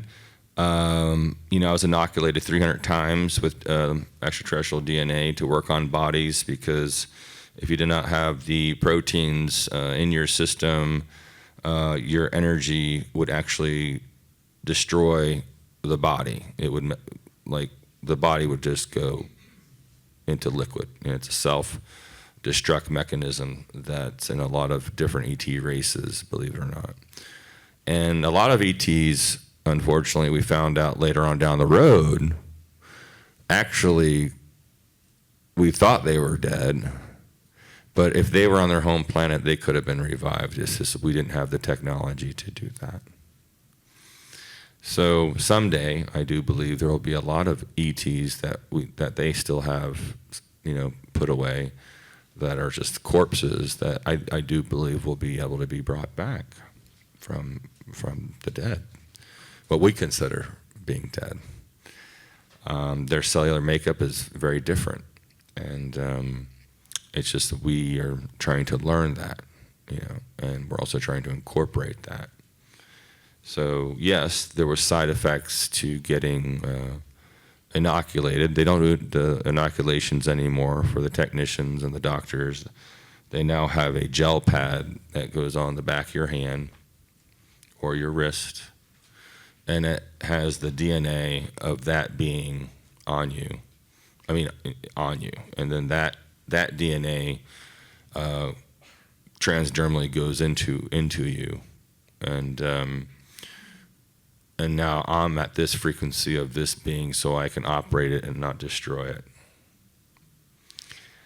And they learned this the hard way, and we've seen videos of physicians doing, like in the really old days, like big tables and just like really just taking all the organs, everything out, and putting it into the refrigerator, into the metal, and then 3 hours later coming and pulling it out, and it's all liquid.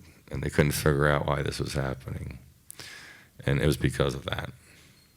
So that was through inoculations, but was there anything, just being around them, did they ever mutate you? Or maybe I should ask, have you ever experienced a shape-shifting ET, or one that takes over the host of somebody, like you've heard about? Have you ever experienced anything like that? No, I was never affected. I was affected, but I only had very short-term effects of that. I do believe it has changed me. I do feel it has given me an advantage to connect with extraterrestrials, and also to be able to be more conscious and more forgiving, and they have taught me a lot about, don't sweat the small stuff kind of thing, and that we are all protected. And so it gave me a lot of hope. That's the only kind of changes. I didn't mutate or anything. There was a few times the collagen in my nose and ears, and one time my teeth kind of changed shape a little bit, but that went back to normal. Okay, so I didn't want to lead you, but I'm just going to remind. So you told me this story a long time, and I didn't want to tell it for you. Yeah, that's fine. You told me once that there was a group of scientists, and they were working on this one particular being, and there was two different stories that had to do with the way that they would actually change the way you look. And they said that these scientists actually started to take on the look of the being they were working on, and vice versa, by being in their aura. And I wanted to know if you could have elaborated on that story a little bit more, because I always thought that was really interesting. Do you remember telling me that? It was years ago you told me this story. There was an extraterrestrial that these physicians were working on, and as they were working on the extraterrestrial, they started to look like the extraterrestrial. But they were still themselves. They were not the extraterrestrial. And I believe the extraterrestrial somehow was trying to communicate somehow, and was somehow energetically morphing them into that lineage, I'll say. But they didn't stay like that, They did go, back, but I remember them looking up at each other through the we have these little spacesuit things when we're working. They were like, "Whoa, like, why are you looking like a frog?" It's kind of weird. And okay. Yeah, so that did happen, and still can't figure it out. They think it had to do, like I said, with the being itself was part of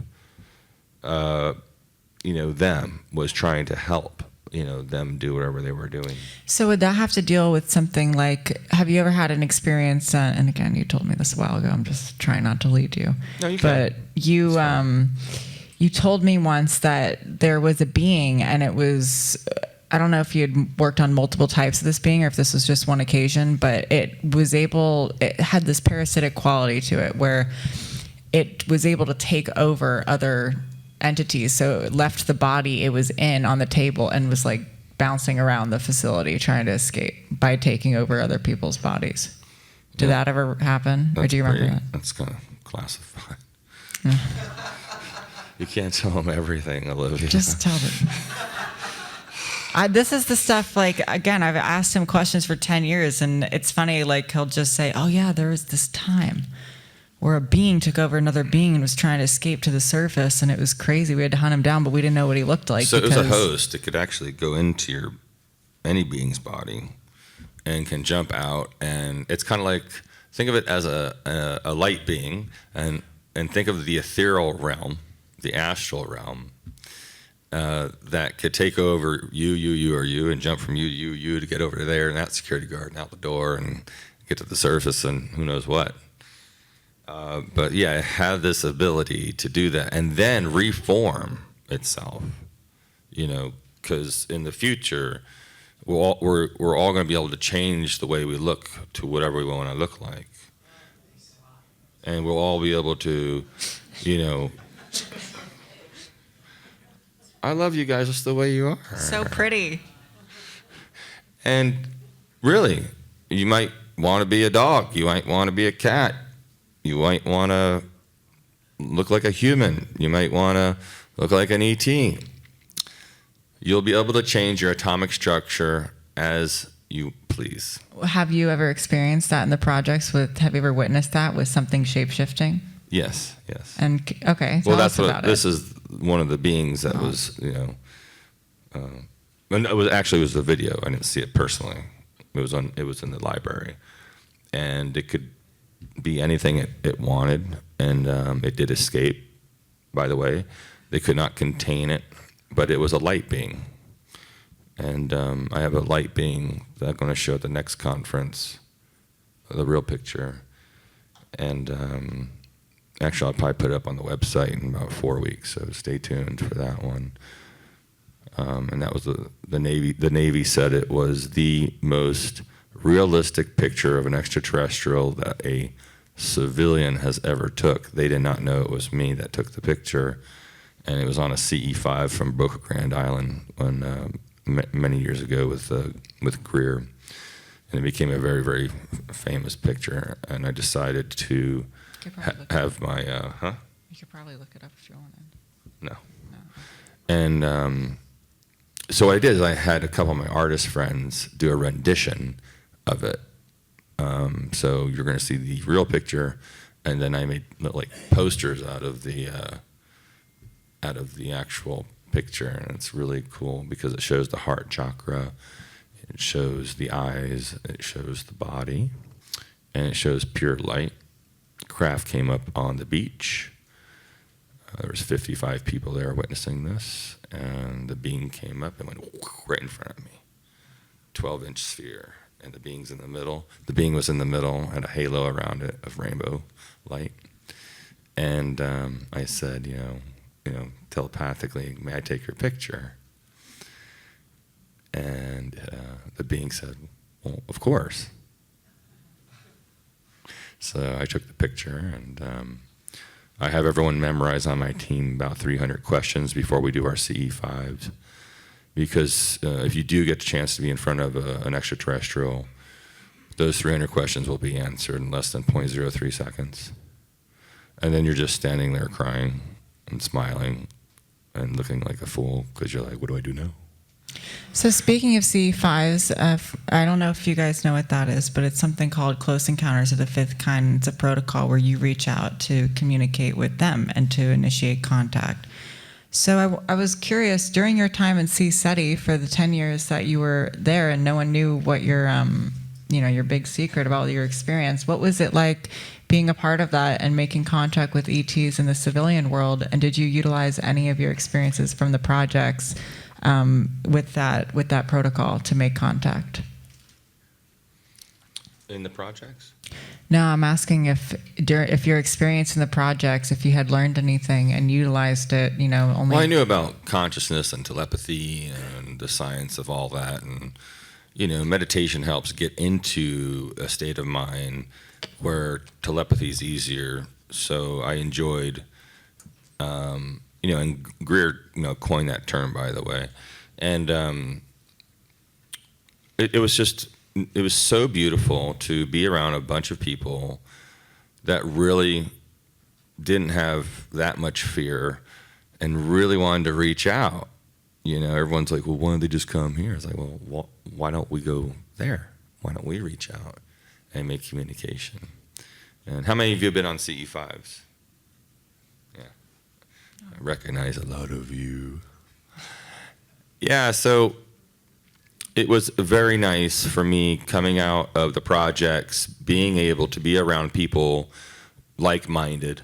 That's why I do these things too, because we're, you're like-minded people. You showed up. Just show up. What was it like to pretend like you had never seen an ET before when all these people wanted to make contact and you just had to? I didn't pretend. I just didn't say anything. They just ever since I went on board, all of a sudden they had amazing influx of contact. So, look how fast I went from, photographer to vice president to autopsying a being in CSETI in like a year. They knew, Greer knew, he knew, he just didn't know, but he consciously knew. And I had a great connection with that person. And because he's been doing it forever, and it takes much practice to keep doing it over and over. And it's always good to get a good small group of people, even though we were just training people to do it. And photography, I love photography. It was fun. So I was doing a lot of camera work. Of course, I did run security for him, but I also, was on the board. Was a board member and of his thing. I've never gotten paid by CSETI or Dr. Greer for anything. I volunteered all those years and donated a lot of camera equipment, bought all my own stuff. And it was just an amazing experience to communicate with the ETs using civilian equipment. So I would use things like, like tri-field meters, storm trackers, and cameras, and I would have the ETs every time they visit and train them and recircuit them for me so we could communicate using certain devices that was safe and effective for them that the government could not pick up on, which was very important because, our government does not want, only the U.S. government does not want any ET contact with civilians because that will disprove gas, coal, and oil. Because the first thing the scientists are going to say, well, how'd they get here? And they didn't use gas, coal, and oil. And that brings out 0-point energy. And now they just lost their trillions of dollars of money. So I'm curious if, CSETI was something, like 20 years after you got out of the projects, that during these missions and these CE5s, did you ever see any beings that you had seen in the projects and recognize them or that race? And did they recognize you? Yeah, there's a few ETs that I was surprised to have met on CE5s, especially in Mount Shasta there, that showed up to say hi again. And that was very emotional for me to know that they were listening. ETs, when you work with them, they know your energy signature, and it's like they know it forever. And of course, they're much more advanced than we are with their their bodies. And not that they're stalking me or anything. It's just maybe they are. But so yeah, definitely that happened twice to me, and it was a very nice reunion to know. And it was very short communication. And one time, I had to break away from the group to go into the woods. And this is very embarrassing to tell you, but I'm going to tell you. I had to relieve myself. I drank too much water. So I went into the woods and was, next to a tree doing my thing. And he was like, "Hey, wait, what are you doing?" I was like, "Oh, sorry." And he was right there next to the tree. I didn't see him. So I was like, "Oh my God, this is so funny." So you're saying you went to go pee and there was something in the tree and you peed on it? I peed on my E.T. friend, yeah. Wow. Wow. It was an accident. It was really dark. I didn't have my night vision on. Damn. Wow. Okay. How inappropriate. That's so embarrassing. Well, it's actually happened. Did he say that in English? Like, "Hey, what are you doing?" Yeah. What was he? How old? How tall? Please explain that. No, he was small. He's 4 feet tall. He was a small white, and he wasn't. He was not. He had special clothing on, and I don't know if I really did or he was just being funny, but it was too close. I mean, it was like right there, and I was like, "Oh my gosh!" Was he fully materialized? Like, yeah, in he 3D? was totally 3D materialized there, and him and his team actually made a huge entrance after I went back, and it was funny because it happened to 2 other people that were there, including Greer. When we went to go relieve ourselves, that they saw them. So it was kind of funny that they actually made confirmation and showed themselves. Were they like hiding in the trees? A new group of civilians. Were they like hiding in the trees or something? Why didn't you see them when you went up there? Well, they materialized there. Their craft was, we have pictures of the craft. It was outside the circle, maybe 100 yards, which they did show them. They showed the whole craft and everything. We have it on video and pictures. But only 3 people actually saw the actual small beings. What did he look like? He was very human, kind of elfin looking. Like, did he have hair? And yeah, he had hair. He had a suit on. Not a business suit, like a very skin-tight suit that they wear. He had no helmet on or anything like that. He had his ears were a little bit pointy, very small nose, very elongated face, and this was one of the beings that was helping us in the projects. So it was neat to. I didn't, of course, mention that to the team at the time, but I was just so happy that they came. And they picked up on my field. They can see me anywhere. It's like they have their own little radar going on. There's sonar in our head like a dolphin, and that they can pick up on. It's like, your friend's coming over, or you're like thinking of someone, and then your phone rings, and it's that person. So. Okay. So he recognized you from the projects. Did he say anything? Yeah, he says, "Why are you peeing on me?" Oh. So we have about 5 more minutes until we're going to open it up to questions from the audience. Is there anything you would like to close with, or do you want to keep going? I think it would be important to maybe describe how we can make contact with ETs on our own, if you don't know how already. So do you have any tips? There's this cool device, guys, that's going to be coming out soon. And we put it on your chest, and it scans your body and shows your 3 holographic image of your body. And I can zoom in just to your gallbladder if I want. I could do anything, and it's very small. And we use this in the projects for over 30 years now, and now it's coming real. And I think it was actually in a movie too somewhere. I think it was is it Elysium or something, where the rich people live up in space? Is that how you say it? Is that how you say it?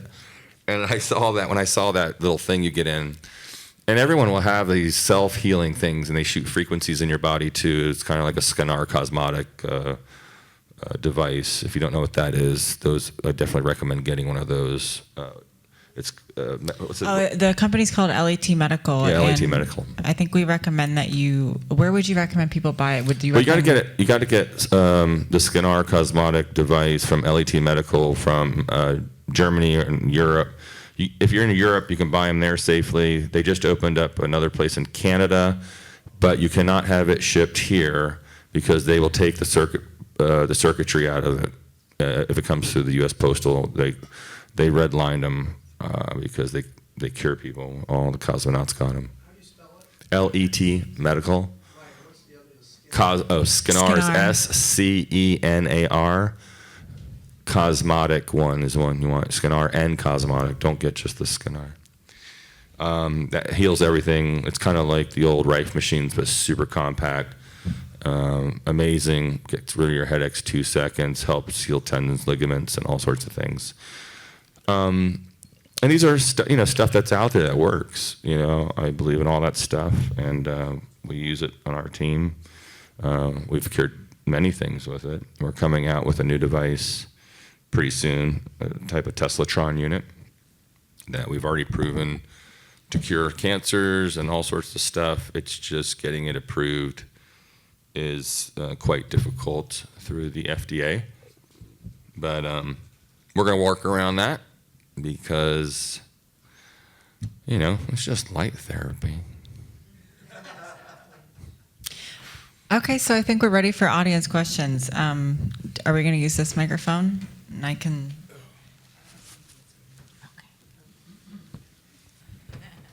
Yes, I would like to ask about Admiral Byrd and Antarctica, describing a whole landmass. Have you been to Antarctica, and what have you seen or heard about Antarctica? Test one. Antarctica. So, perfect. So yeah, with the Antarctica, it's melting. There's a craft sticking up right now.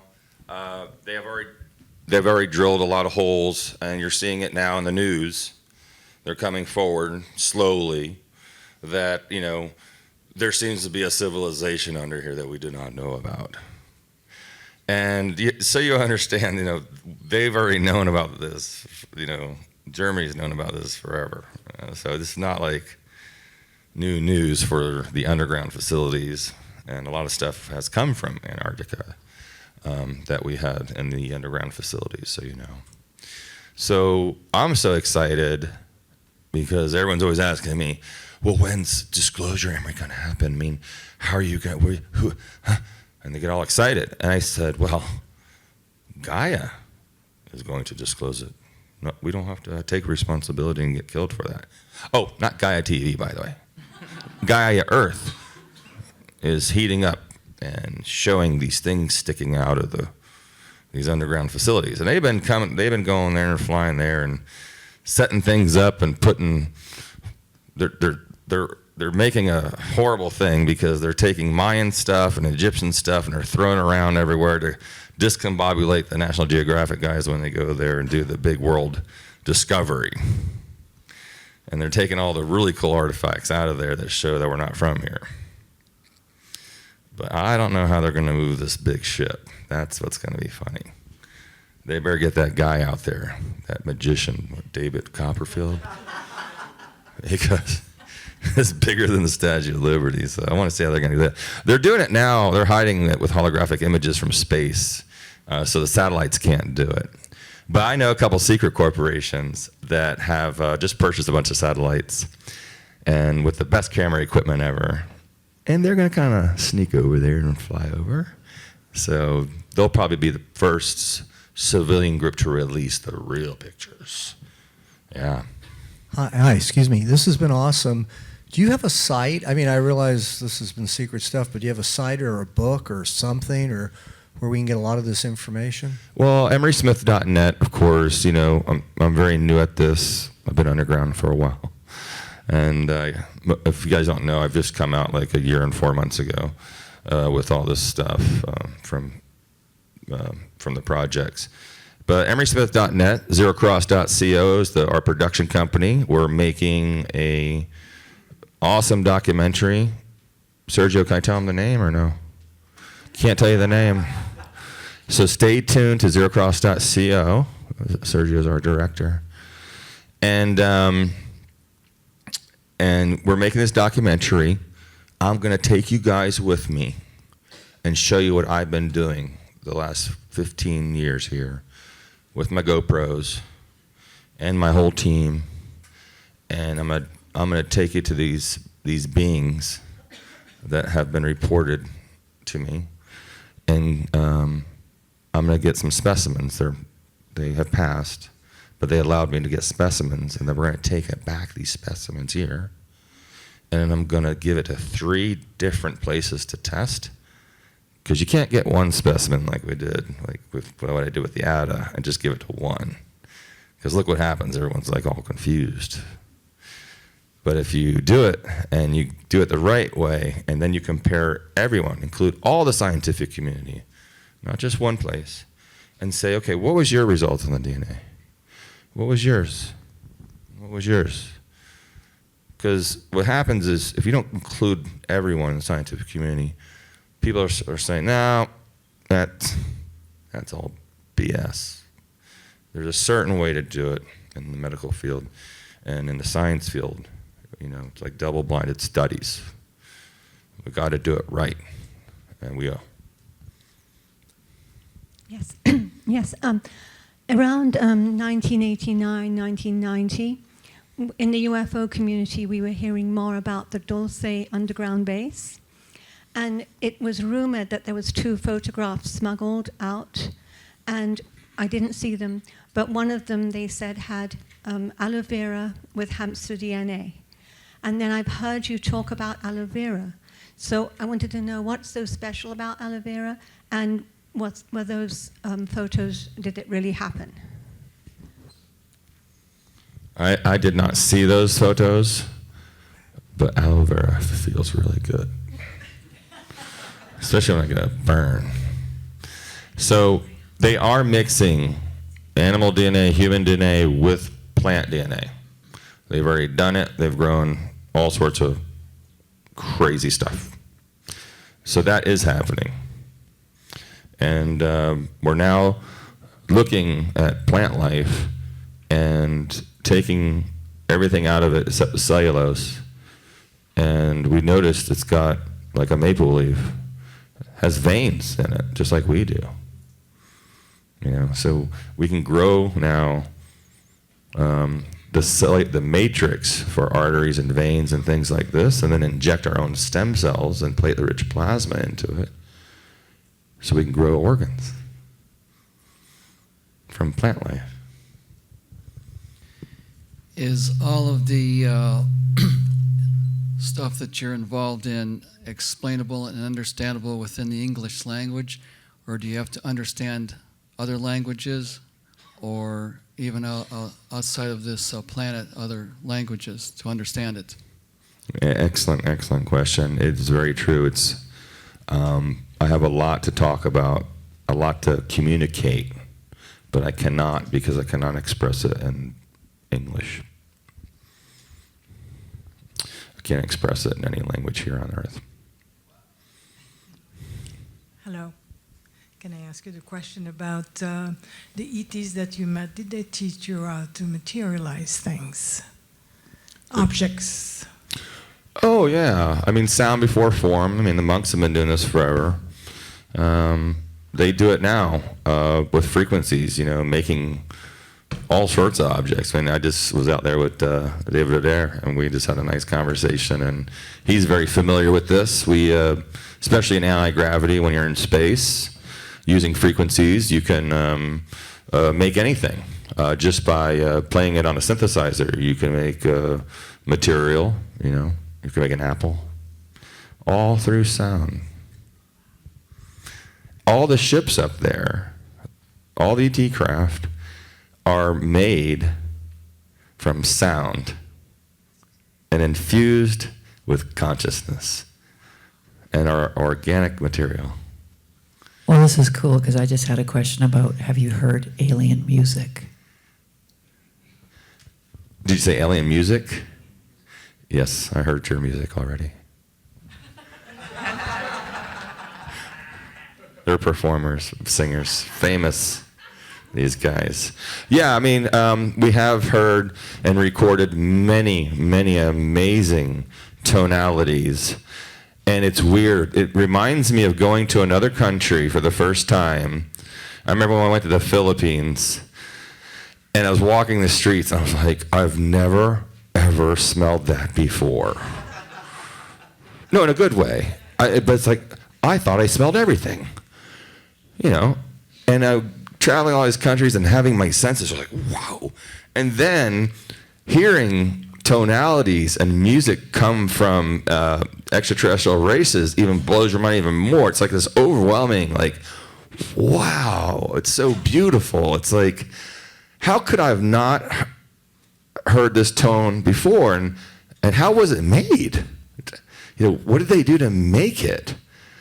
But yes, they have music and they have, you know, they do sing and things like this. And they have conviviality, you know, they have get-togethers and stuff. So they're just like us. They're just, you know, a lot nicer.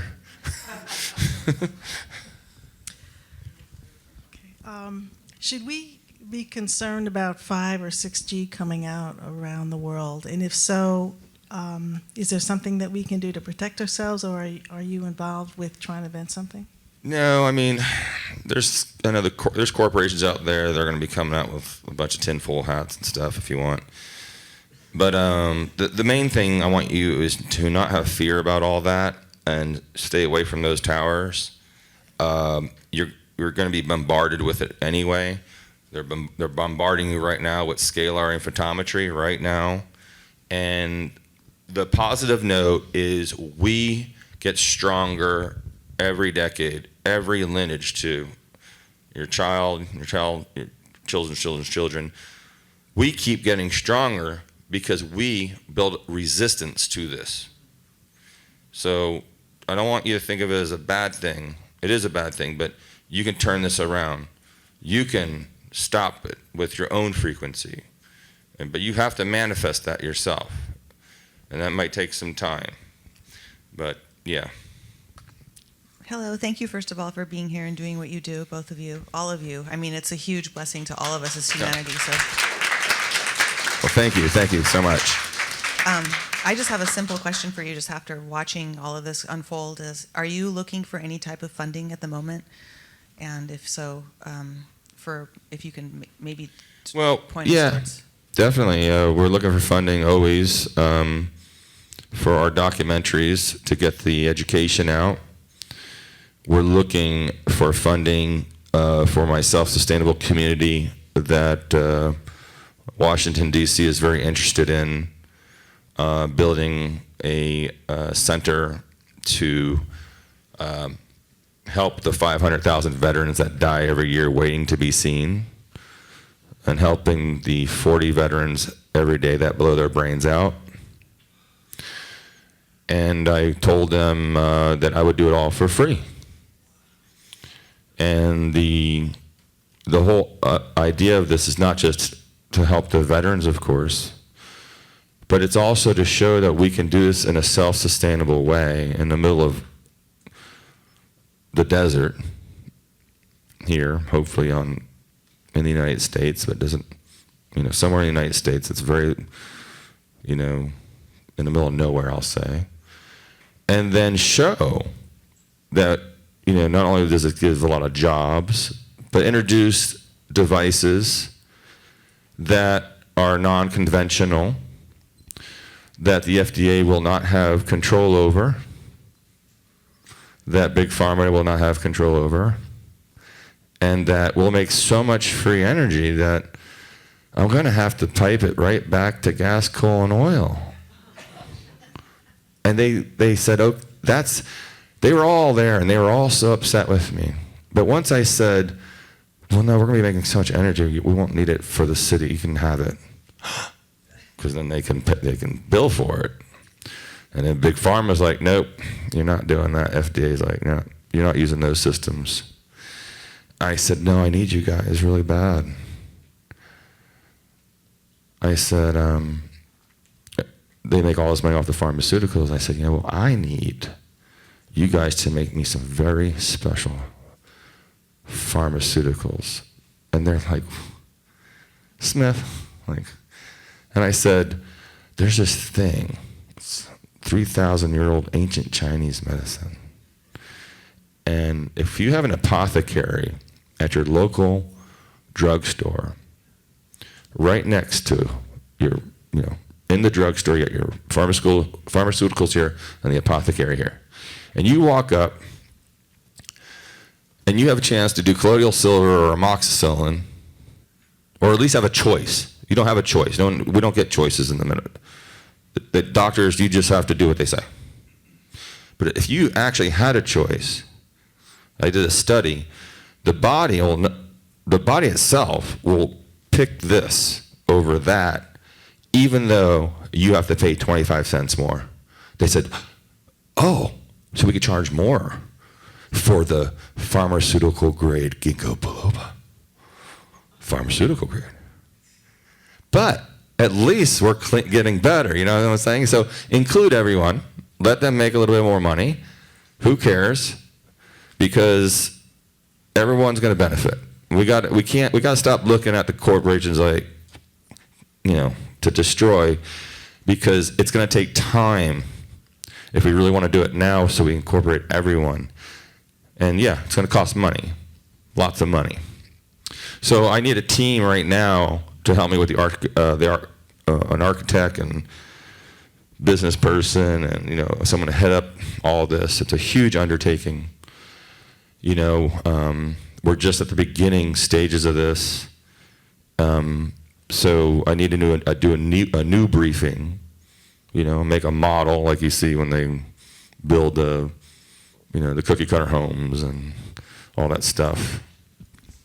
And yeah, so we're looking for all that. So stay tuned on EmerySmith.net and zeroCross.co. We'll be letting you know when this happens, because we're going to need a lot of help. And if you have big investors that have capital worth to write the check right now, then please talk to Olivia afterwards here and get our information, because I have been to so many dinners, and these guys fly me out in their private jets, want to see my over-unity device. $100 million check. They want it. And they treat me to big steak dinners and want me to smoke cigars, and I just look at these people and I say, thank you so much for inviting me out and doing all this, but you are not conscious enough to have this device, because you're just going to put it right. I say, you're just going to put it in the garage next to your Lamborghini and show it off to your friends, and that's not where it needs to go. This needs to be in the hands of a corporation that does not care about money. Okay? And I will not give this technology, away to just anyone. So I have a corporation I'm dealing with right now that we have put it in a safe place, and they're improving it. And they don't want anything, which is amazing. And that will be released, this information, in about 1.5 years. You're going to see it. We already did it. 20 scientists, 4 red cameras already filmed it. So even if you shoot me right now, go for it. It doesn't matter. It's going. It's going to be out there, guys. We did it.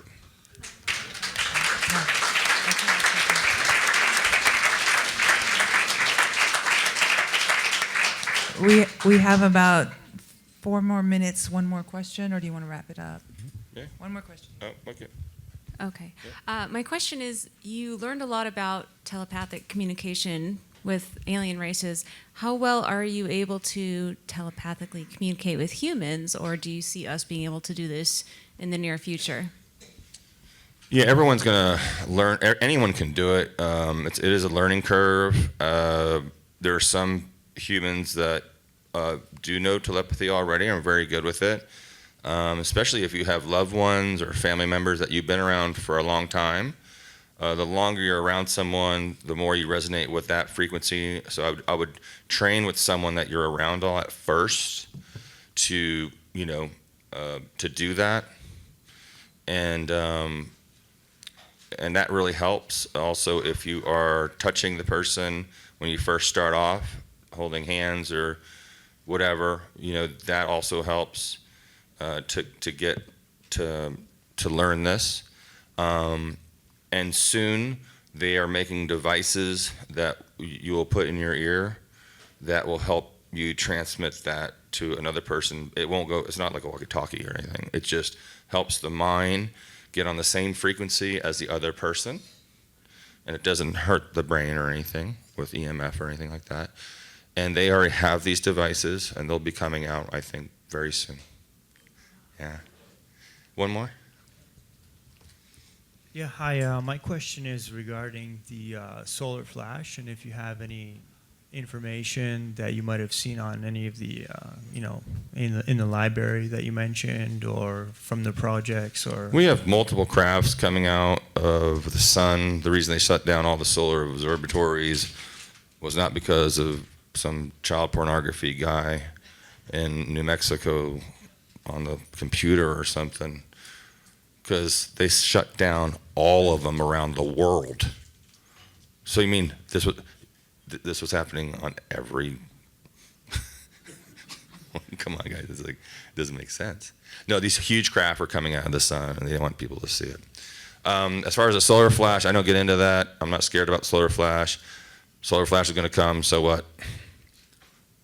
I'm not going to sit here and worry about this, that, or the other. Time comes, knock out all the satellites, be a little bit of chaos for a little bit, My friends are like, I got 1,000 gallons of water in my garage, man, I'm ready.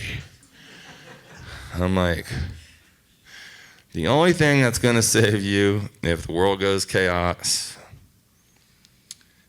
is this big fatty tissue thing between your ears and this big beating thing you have right here protecting you. Use this first when you communicate. Use this second.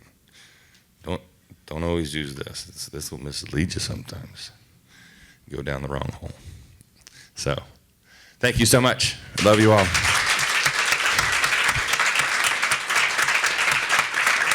Thank you for your support, and thanks for coming.